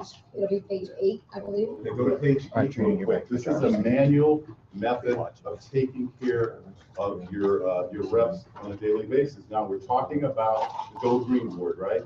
How are you going to go green if you don't have that information? You can't look into the system. The one thing about a tick sheet is it's not for the benefit of the rep. It is because they're marking it down. It's for the benefit of the managers. If I walk up to Trina and she's doing a tick sheet, and her first hour is broken down, the tick sheet is broken down in hours, 7 hours or 8 hours, and her first hour she only has 5 dials. Well, we know we're going to call out the numbers. As a manager, you walk up to her. What are you thinking? What do you think, Pedro? What do you think? If she has 9 dials? Yeah. What do you think? She's either been on the phone a lot, she must have a lot of contacts, or she's not making enough dials. Or she's not marking that information down. It's important. If you're doing a Go Green board, you're supposed to get 17 dials. You need to inspect what a person's doing more than hourly. You need to find out. If you're walking around the room looking at the tick sheet, then you need to know where they are. You're not going to be sitting down doing whatever. You're going to be managing and inspecting what's going on an hourly basis. Okay? So what happens is you have all your reps' names there, and then the tick sheet emulates the outbound, the unsold showroom traffic, which is fresh, what happened yesterday, or possibly today, fresh, not old unsold, because those old ones are outbound. Internet, what happened last night when you closed, and all day today, fresh. We want to know, what are we doing on those fresh opportunities? Confirmed appointments, missed appointments, referrals. If you get a referral, then you're going to outbound dial it. Contacts made, which means when you talk to a customer and you can go through the script. If you're leaving a message, that's not a contact. It's not a contact. Appointment, phone ups, name. If you get one number, you put a tick there. If you get 2 numbers, you put it there. That's 90% names and numbers. We talked about that. If you get the email appointment, you get that email appointment or the phone appointment. A lot of times we have transfers because because some BDCs aren't set up properly. So we put that in there. If you're transferring a call 20, 30 times a day, then we need to move some numbers because there's a problem with that. You're really a receptionist. You're acting as a receptionist instead of a BDC representative. And then this last area right here is for some type of special market. So if you go to this last tab, go to the month to date tab down there, all the way to the end, should be able to see it. Keep going over here. Yeah, give yourself. Yeah, click on that. There you go. There it is. Month to date. Okay, so it tabulates everything.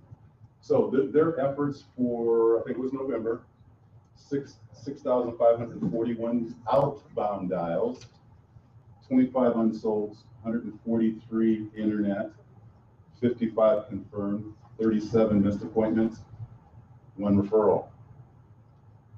So as a manager, what's the deal? Yeah. Now these guys, I started with these guys about 2 years ago. We 2 years or 2 or 3 years ago, we left for a year. Now we come back on a quarterly basis. I just called her. How are you doing on self-generated opportunities? Well, she says not very well. Why are they not doing well? Why do you think they're not doing well? Because you have to do it. Right. You have to do it. You have to go and you have to make the attempt to get outbound. You cannot stick with internet. You can't stick with phone ups. You can't stick with unsolds. As this group right here has shown you, you can get outbound opportunities. You have to work. You have to work. Hey, Craig? Yes, sir. Contact. As far as the contact made, is that contact made when we talk to? When you talk to a person, When you you can talk to start a their person. process, not when you're leaving a message. Look at, they have over 1,000 contacts. They set 126 appointments. Their phone up ratio, look at 70, they're at 64%. On their 2 numbers, remember 90% names and numbers, they were very low.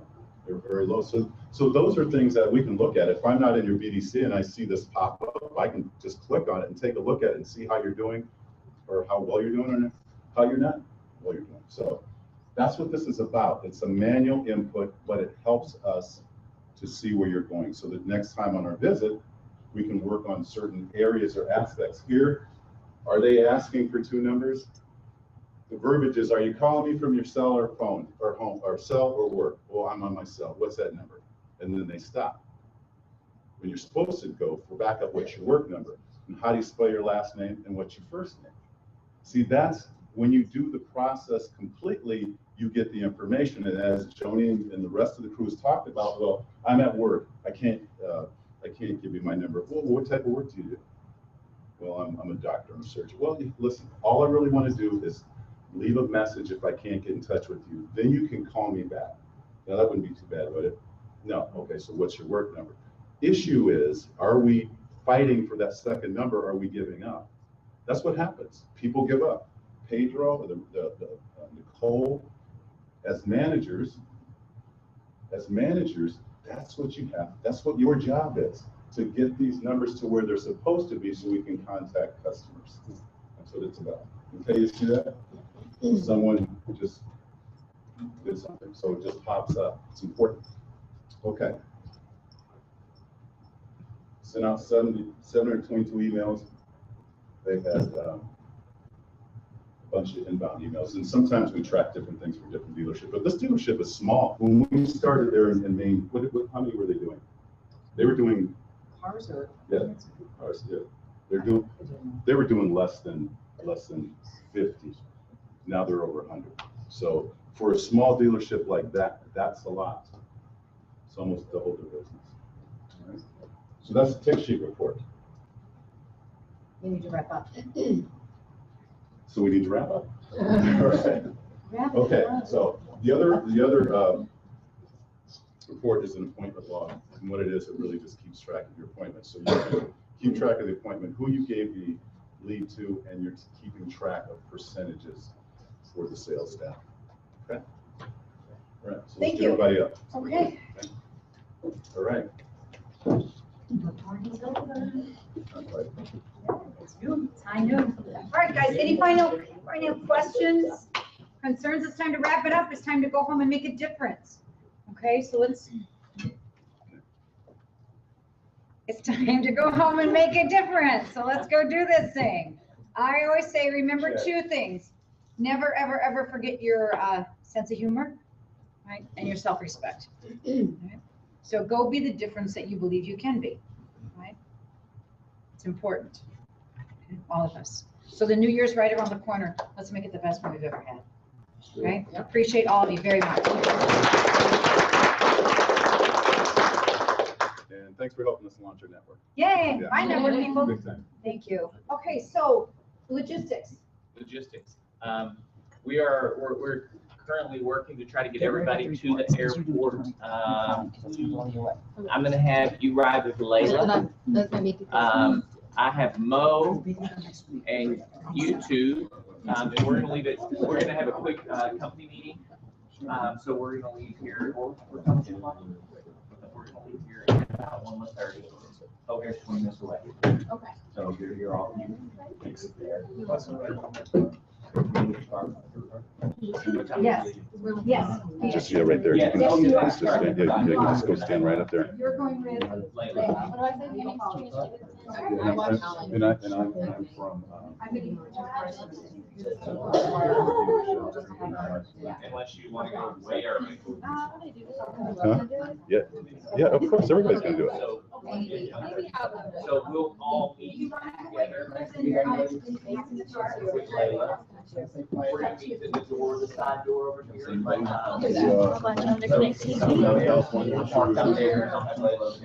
I just have to be on my laptop. You can think over at the airport, lots of things to see, lots of places to eat, things like that, so. Get some Garrett's popcorn. Yes, Garrett's popcorn. My name's Trina Stevenson. I'm from San Angelo, Texas with All American, and I watch Owner Connect TV. Good, good. You kind of stood, I'm gonna have to stop right there because you stood up past the frame. All right, you're next. Okay, can everybody just get in the line right there? Everybody just get in the line right there and Desiree, hustle up. I'll see you this evening, right? Where is it at? The grill house, just go to the front. No. No. These two together, row house, center. Yeah, how they get in there? I thought we just pick them up on the way over. Maybe you. Did you say your last name? It's right here. Yes. Okay. Okay. Or Collins. Okay. But we'll just pick you up. Rather than put them in the shuttle bus. What time is it? Can you guys move over there? I'm trying to get something done real quick. What time does it start? 6:30 p.m. So if you'll just, Nobody listens. No.